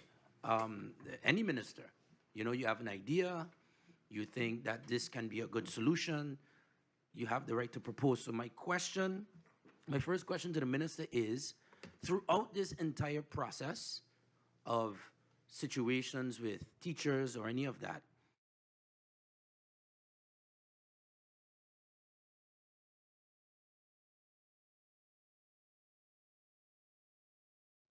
yeah, 1, 2, okay. Have you been giving proposals to the government, to the governor, to even the Dutch government, etc.? Are there tangible proposals? And again, what I heard is maybe a proposal as to what the minister would like to do, but there are other very important words that go with such a proposal. Who, what, where, when, why, how? Because it's one thing to say, and I agree, the minister did say something that says it's a gratification or whatever, but how is it going to be paid? Who is entitled to this? When is it going to be something that you look at? So in coming with this type of solution, I want to encourage the minister to ensure that the proposals have that complete picture, because it's something that sometimes lack on both sides of the aisle. You sometimes hear members of parliament say, yeah, we need to just lower the taxes. But like in the tax reform meeting, I wouldn't just propose a lowering of the taxes. I also then simultaneously propose, well, this is where we can raise it without taxing locals. That balance of the realistic how needs to be included. Now, whether the minister is able to tell the parliament or this committee, this is how, who, what, where, when, why, that is up to the minister. I would like to hear it, but I don't know if the minister is able to. But who definitely should know is the teachers. They should not believe that the minister just kind of has this in his chest or in his brain and have to be left to wonder what are the proposals that are coming. So is it an option that the minister is able via the union to present proposals? Not saying this is what going to happen. This is option A, what do you think? This is option B, what do you think? Option C, what do you think? Is that dialogue even possible? Or are we saying that you can't have no dialogue until it goes through the whole process, and then after everybody say, okay, here's the option. But the problem with that is maybe your option doesn't work for the teachers. So I need to understand how does this happen? Look, in the Ministry of TIAT, for example, if you want to do a marketing program to promote in New York, you don't go through the entire process of, well, this is going to be the budget, these are the dates we're going to do it, without talking to the stakeholders. Without saying, look, I'm not saying that we're going to pay Expedia $100,000 to market your hotel, but if I was to be able to do this, what do you think is the best way for me to do it? The hotels can't hold me as a member of parliament accountable if the budget doesn't pass, because I can't pass a budget amendment on my own, for example. So you make it clear that these are proposals, these are ideas, these are options. But I get the feeling, and I'm not in it, but I'm just saying that I get the feeling that there seems to be nothing on the table. And the minister needs to clarify that today. What is on the table that can appease the needs of the teachers, concretely? Not that, hey, I'm working on something. That's not concrete. Has something been proposed to the teachers that can then go through the process, and if the process finds a legal hurdle or financial hurdle, that there's space to be able to come back and say, look, remember that proposal? Well, it can't work like this, but maybe I could do it like this. And then you go. Dialogue, negotiation, action. That's what I think the teachers would like to hear as well. But at the end of the day, more than all of that, the talk, the proposal, and so on, they would like a solution that works for them. And I think you've heard it from many members of parliament. I've listened keenly to everyone, and all everyone here wants is a solution. Whether it was the Dutch government, who, yes, were complicit in putting us in this position, and all of this, the onus is on us now. to solve their situation. And I was very happy to hear the passionate sort of presentation from the minister, something I haven't heard for a while. Almost like the minister has been holding back. Maybe that needs to happen more often. Maybe. And maybe everyone needs to understand that you can't continue to operate with a muzzle, but you can't also operate as a silo. That is the compromise between yourself and I think a council of ministers, that there's a balance between your ability to have some independent proposal, but not that ministers are just operating on their own. And then when it comes to the council of ministers, it's like, but what's going on here? Where is that balance? Does that exist? The question about subsidies has been addressed in this parliament quite often. And I think it's time to definitely give some clarity on how it is possible one minister may say something and another minister in an interrelated subject like education says another. The only explanation I can possibly come to, and maybe the minister can tell me if this is the case, is it that the Minister of Finance speaks from a position of overall financial accountability in terms of the accountability ordinance. Hey, the budget passed, I made it available, he can pay. And then the minister is saying, but according to other issues, I can't give the mandate or the okay. This thing needs to really be put to rest because it does indeed not look good. I do have to agree, to be very honest, that that cohesion between the minister making the funds available, which is on the record, and hey, Parliament did as well. But why is it then that the Minister of ECYS sounds like he's saying something different, but is it from a different perspective rather than something totally different? So for example, we make a budget available for subsidies in tourism as well, like the Heineken Regatta. That's in the budget, yes. The Parliament made it available. The Minister of Finance made it available. But Heineken Regatta has to submit their financials, they have to submit a proposal, they have to show how they're going to market the event. So the Minister of TIAT can't tell the Heineken Regatta, you're getting this fund until this is done. So I need to know what is really going on, if that is an aspect of it, because if it's not that, then I can't imagine what else it is. Coming back to the how, Minister, I think you also are going to have to look very keenly at the financial aspect of this. The teachers are our priority. There's a budget 2023 that's making its way to Parliament. And I personally will be seeking in that budget to see that there's sufficient means provided to give them exactly what they deserve. All this issue of national decree will get pulled back and this and that, that's indeed some good technical issues to look at. But if the budget is not sufficiently there to cover it, then Parliament will be part of the neglect as well. So my question to the minister, based on the budget on its way to Parliament, are there sufficient means provided there to do what the minister is proposing? And if not, then I encourage the minister to be as creative as possible and consider this possible solution.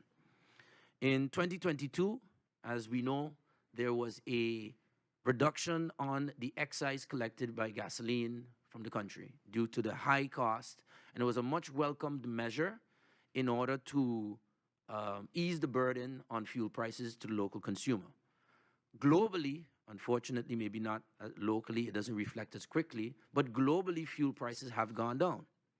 So there may be room to say that there's a phased reintroduction or resetting of that excise, a portion of which can go towards the teachers.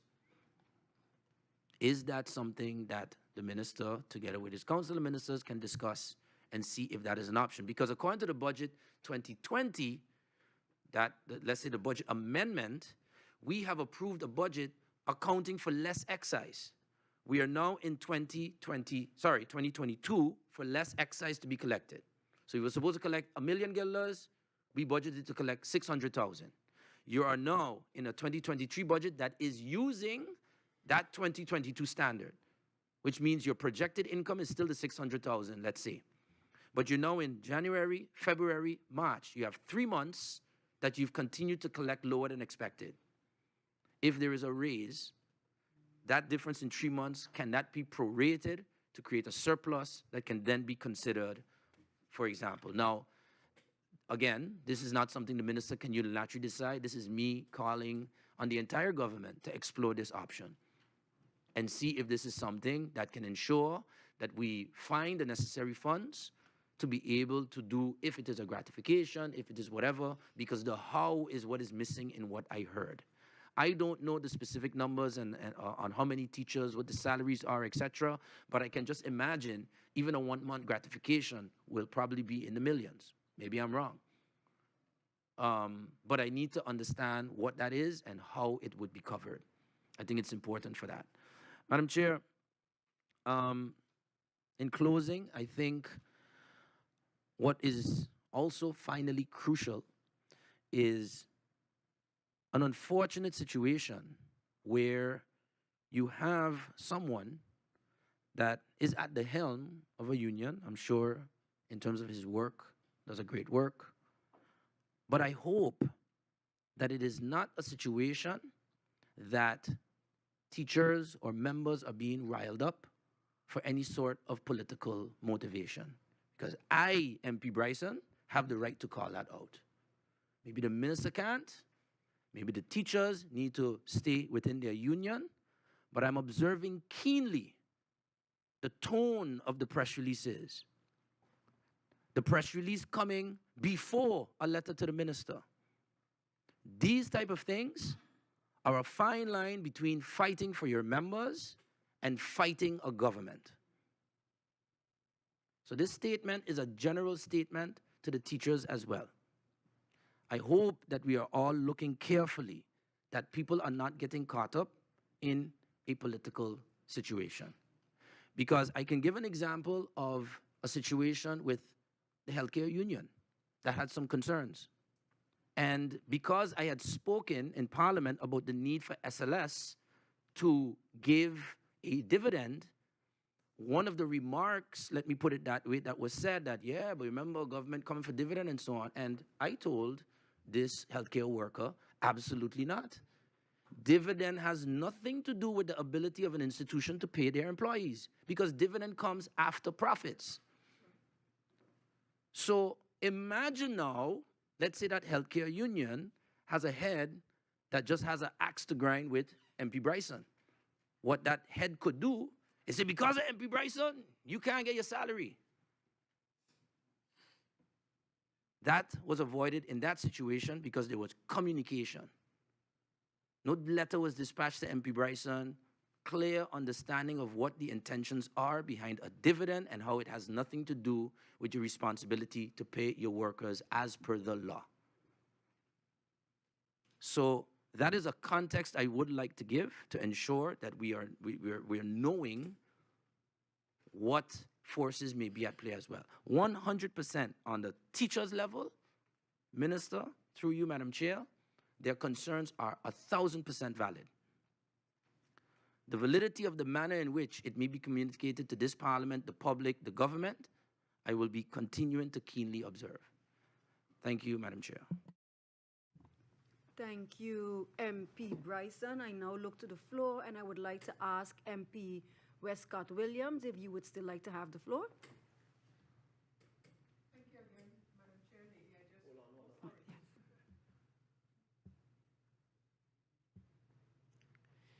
Thank you again, Madam Chair Lady. Yeah, I just wanted to add to my questions regarding the educational review, educational evaluation, etc. The question in what context and program, if any, should I see the recently announced evaluation of FPE? So is that part of my question regarding the country package and their evaluation, or is it something separately being undertaken by the ministry? That's what I would like to add. Thank you. Thank you, MP Westcott Williams. I now give the floor to MP Hyacinth Richardson.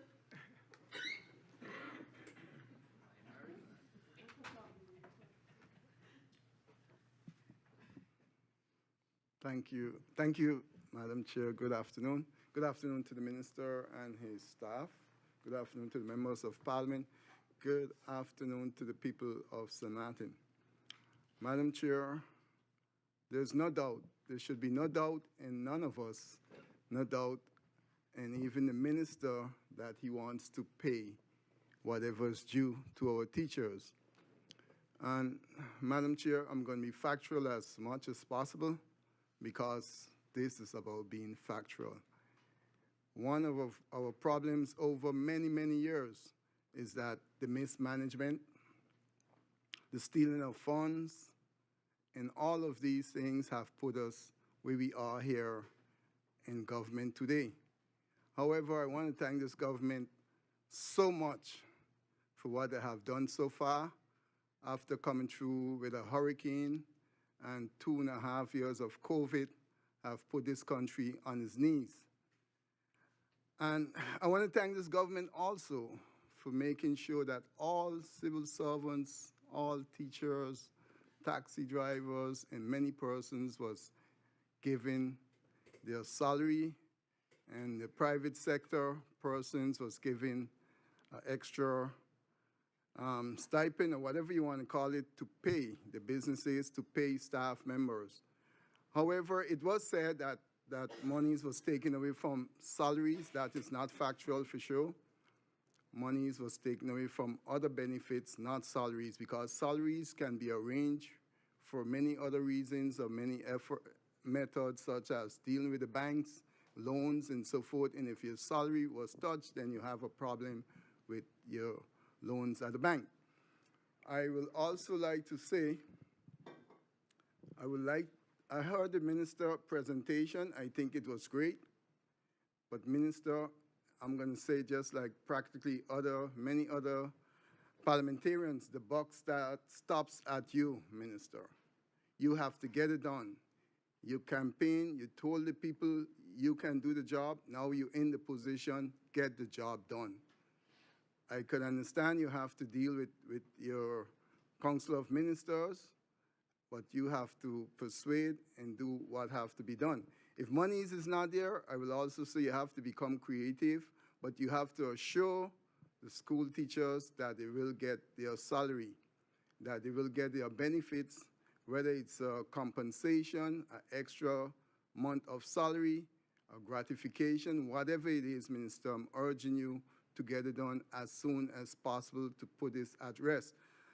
Our teachers in our society, our community is very, very important for our children. They shape and mold our children to be leaders and to be the future leaders of this country in whatever aspect it might be. So therefore, my heart goes out to them, and I will stand by them, with them in this issue, Mr. Chairman. I would like to see it put at rest. It's not good at all for the country. And I know, Minister, you will love to pay this money. I don't know what all you have to do to make sure it get done, but whatever you have to do to make sure it's get done, take care of it. Take care of those teachers. It was touched. It was said by one other parliamentarian about the summer school we had last year, and up to this present moment, all of the teachers have not gotten their benefit. If that is so, also make sure that this gets done. I urge you, Minister, to look into these things and get it done as soon as possible. I thank you and hope to see you getting the job done for our teachers. Thank you, Madam Chair. Thank you, MP Richardson. I now give the floor to MP De Weaver.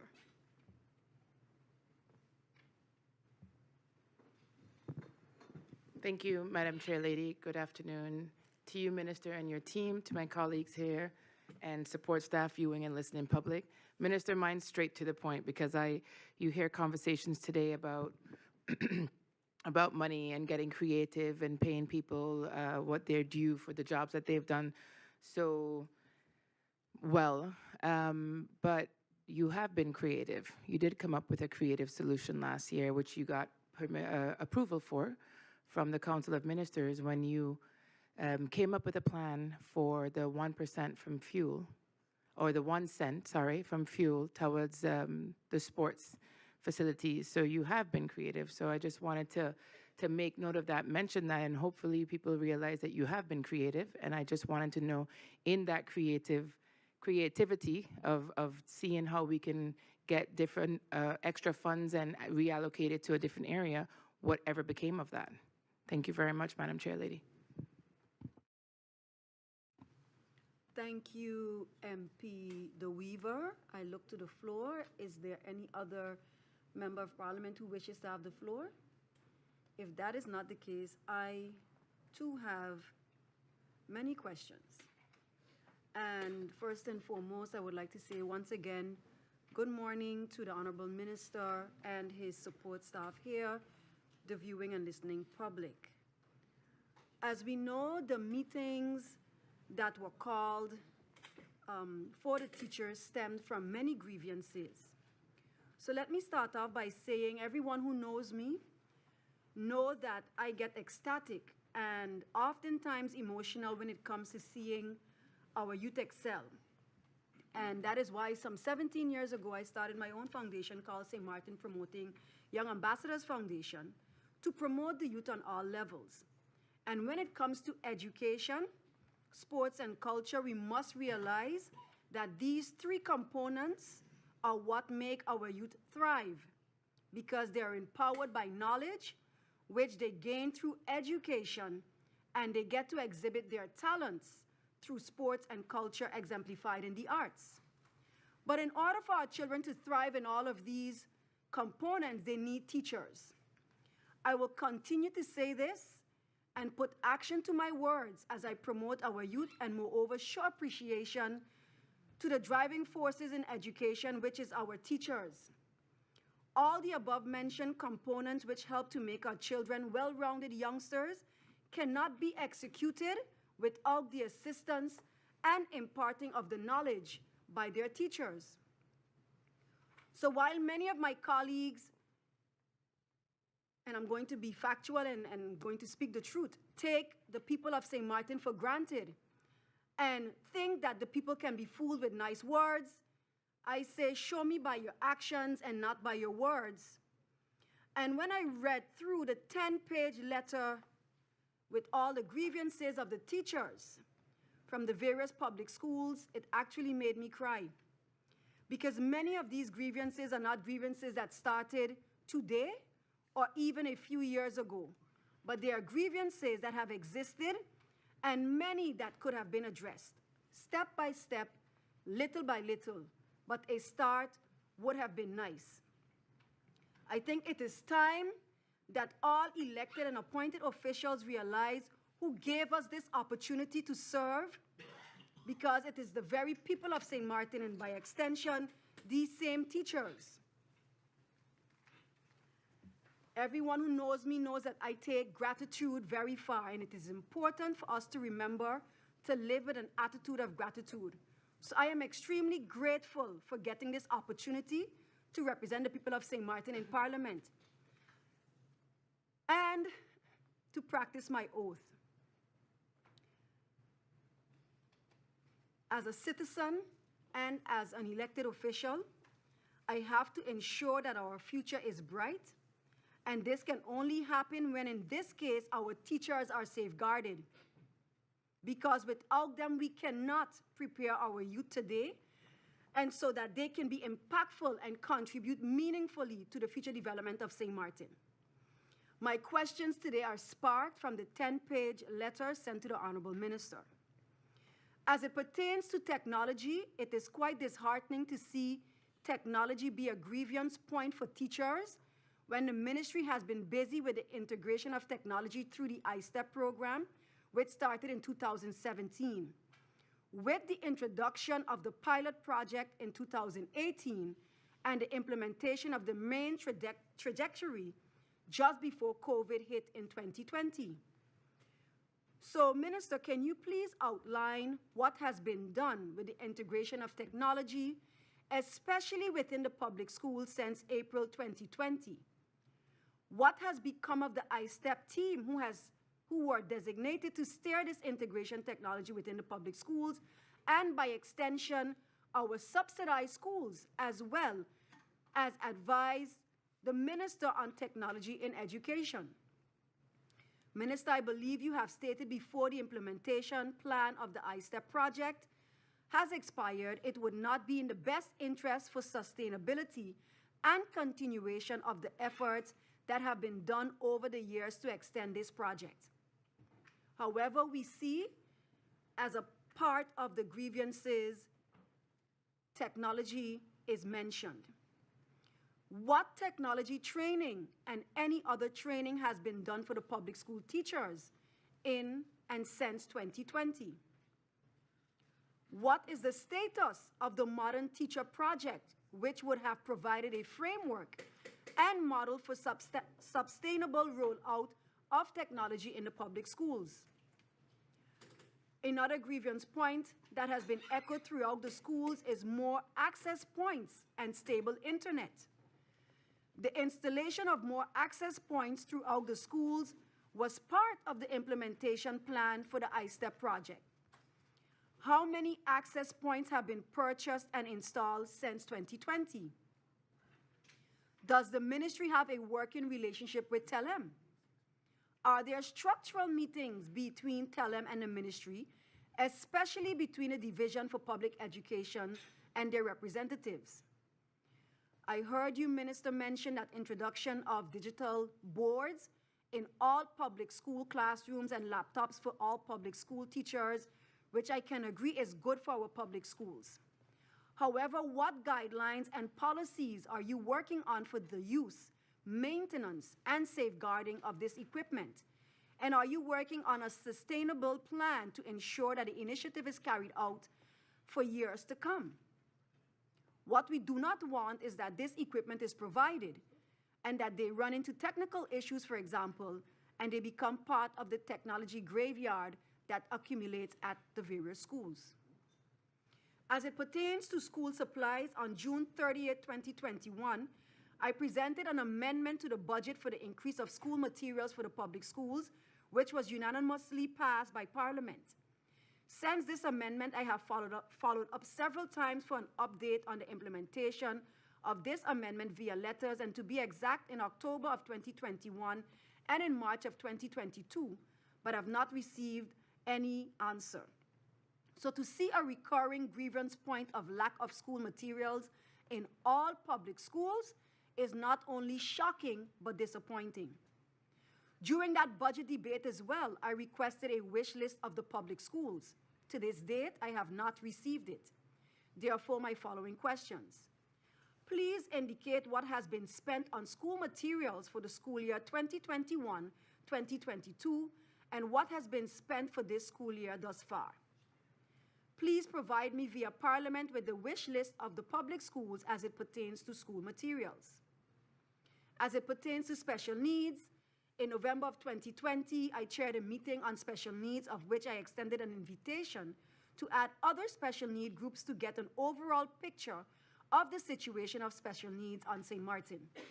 And on May 10, 2021, I also chaired a meeting on the status of the St. Martin Vocational Training School, as well as asking for an update on the status of the St. Martin Vocational Training School, as well as the special education needs policy.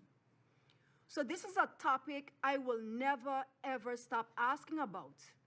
Although a topic that seems not to be popular, it is one that I will champion until all children get the proper education they deserve. My questions: what is the status, once again, of the special needs policy since your presentation given to Parliament? What is the status of the implementation of the points provided to the ministry in the report Action Plan 2019 to 2023 and beyond? What improvement action points have been carried out at the St. Martin Vocational Training School since the school year 2020-2021? With no child left behind and what we all call compulsory education, what is the status of the students of the Excellence Learning Academy that closed its doors at the end of January? Has the Division of Inspection been following up with the parents of these students to get them placed in formal education? And can the minister provide an update on these students? One of the grievance points of the Prince William Alexander School is being able to provide education for students aged 4 to 6. Can you please elaborate why this is not currently provided and what it would take to be able to provide special education for this age group in the Prince William Alexander School? As you know, Honorable Minister, I read at many schools and I encountered quite a number of special needs students in the regular classroom settings.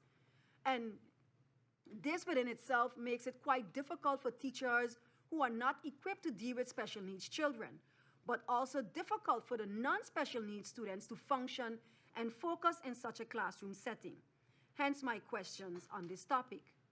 And my final questions are to school repairs, as this is also one of the main concerns of the many public schools. What is the status of the school repairs of the public schools, especially Martin Luther King Junior School? When are these repairs to be finalized for the schools that have not yet begun and are currently being fixed? And what is the end date to finalize all school repairs? Minister, I believe we will all realize that it's 6 years after Hurricane, and I know that we are very much awaiting the Bureau and RPB, who is busy. But as mentioned before by my colleagues, and I think you have also said it, that you have been working, but we definitely need to become more creative when it comes to these schools and getting repairs done. We can no longer just sit back and wait on a bureau. I think it's time that we get things done. So having said that, I don't know if anyone else wishes to have the floor. I see MP Westcott Williams.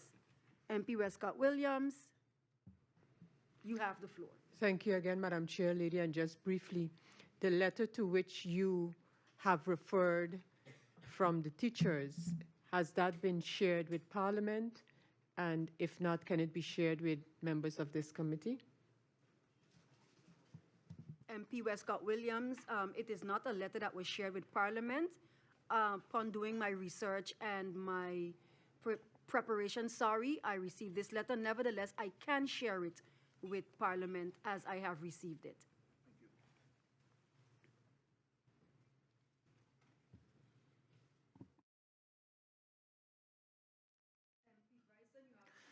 Thank you, Madam Chair. And I just want to make a comment here that if we're going to use the proposal of paying the teachers their gratification, I would ask the minister to not follow, let's say, what ultimately happened or did not happen with the 1 cent per liter.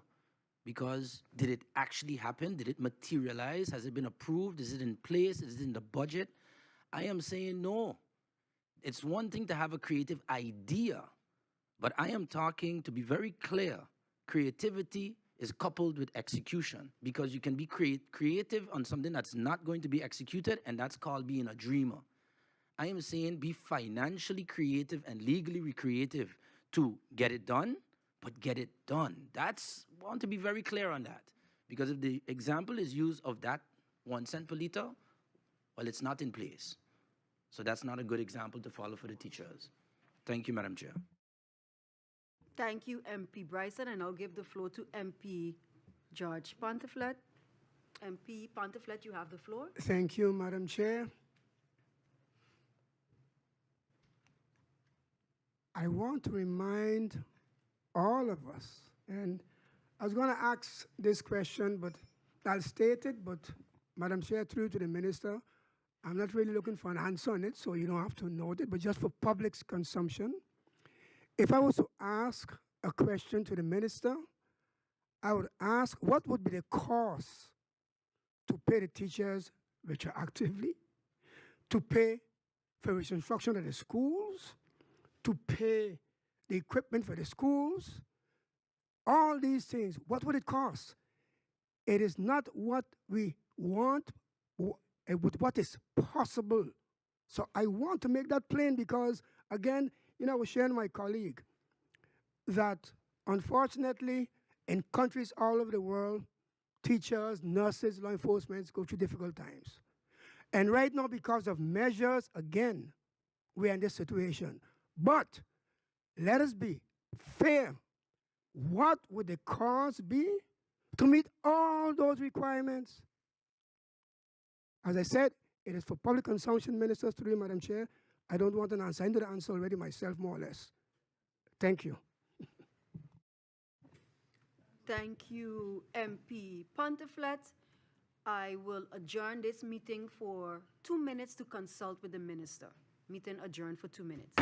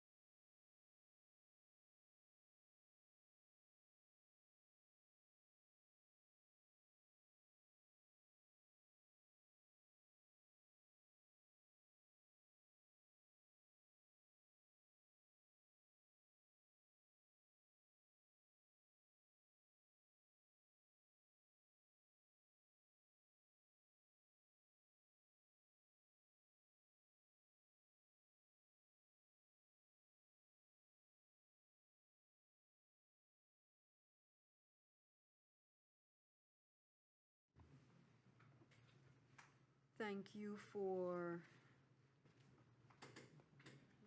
the brief consultation, and in consultation with the minister and his support staff, they are requesting minimum 2 weeks because they need time to answer the questions.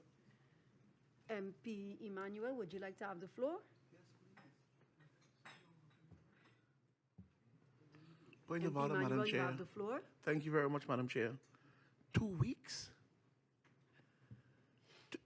2 weeks to answer straightforward questions that the ministry is supposed to have at hand? 2 weeks? We got another meeting today. We gonna come back at 5. They got 3 hours to answer the questions. 2 weeks, Madam Chair Lady. These are the things that we keep talking about. 2 weeks to answer questions that is directly aimed at the Ministry of Education. The minister and all them had meetings with the unions and everybody. And we need 2 weeks to answer these simple questions, Madam Chair. But come on, man. There's no other meeting for the rest of the week. No, there's a visit on Thursday. So the minister can't come on Friday. The minister can't come on Wednesday. We have to wait 2 weeks for the minister to answer what, minimum 50 questions? 2 weeks? No, man, Madam Chair, I thank you very much. This is crazy. Thank you, MP Emmanuel. MP Bryson, you have the floor. Thank you, Madam Chair. Might it be an idea, because I understand the minister does, some of the questions are directed to, within the department, etc. However, might it be something that the minister, if he's taken a note of some of the key salient things that have been brought up here today, if he can at least provide the members of parliament some comments, that okay, if you need more time, understandable, well, to some of us, but that he had an opening statement, he heard the concerns from the committee, and then maybe, generally speaking, touching on some of the points that were brought up, he can provide clarity and further answers. That would maybe be my suggestion. Thank you, MP Bryson. I now look to the minister. Minister, I will give you the floor.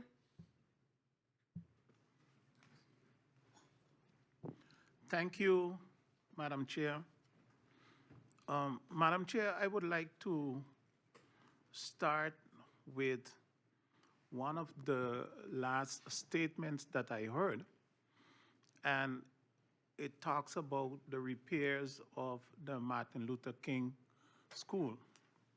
Now, what was for me a bit different is that one member of parliament came out and told me what they read in the paper this morning, and then the other member of parliament is asking me, when will that be? I just want, for clarity, to state that I have signed the contract to begin the construction on the roof of the MLK school, and that signing has been put in the media today. So that is something that is actively taking place.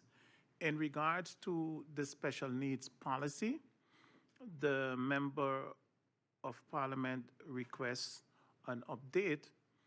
I know that we have completed the situational analysis, and that report is now in.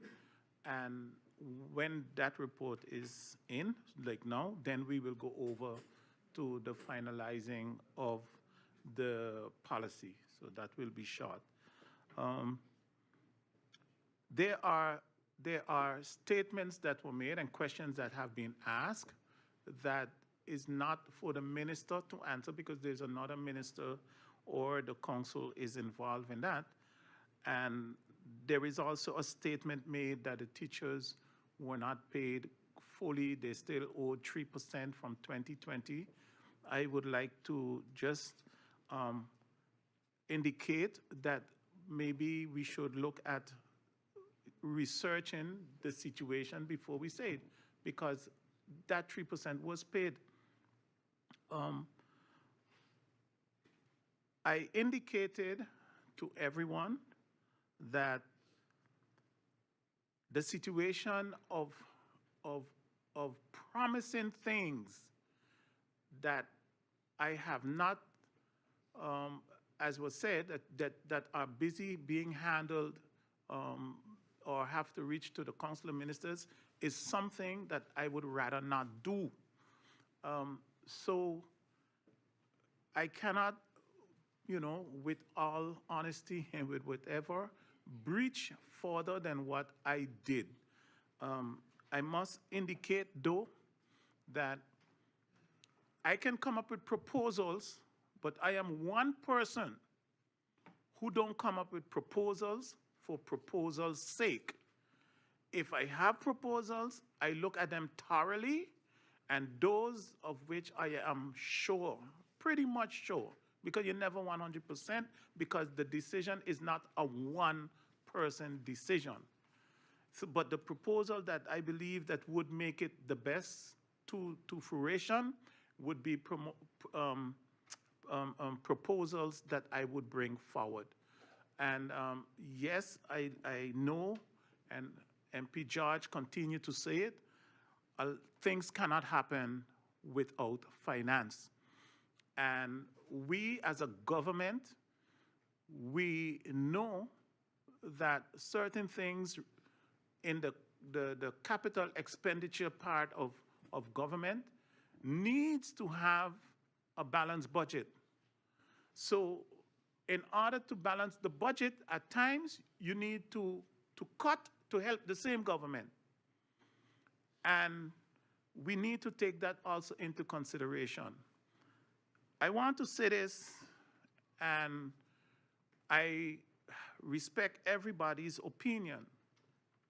But when we look at the austerity measures between St. Martin, Curacao, and Aruba, I still stand on what I said in favor of my colleague, Minister of Finance, Atwood Irian. He did not do like the other ministers in the other country and cut salary. He looked, tugged, twisted every way possible to make sure that person's salary was not touched. It was not easy, but he got it done. He did a good job at that, and we can say he didn't because it was in the legislation, or this was so, or that was so, but I still stand on the point, and I still stand and support my colleague with how he handled implementing of the measures. I thank you. Thank you, Minister. I would now hereby like to adjourn this meeting until further notice. Meeting hereby adjourned.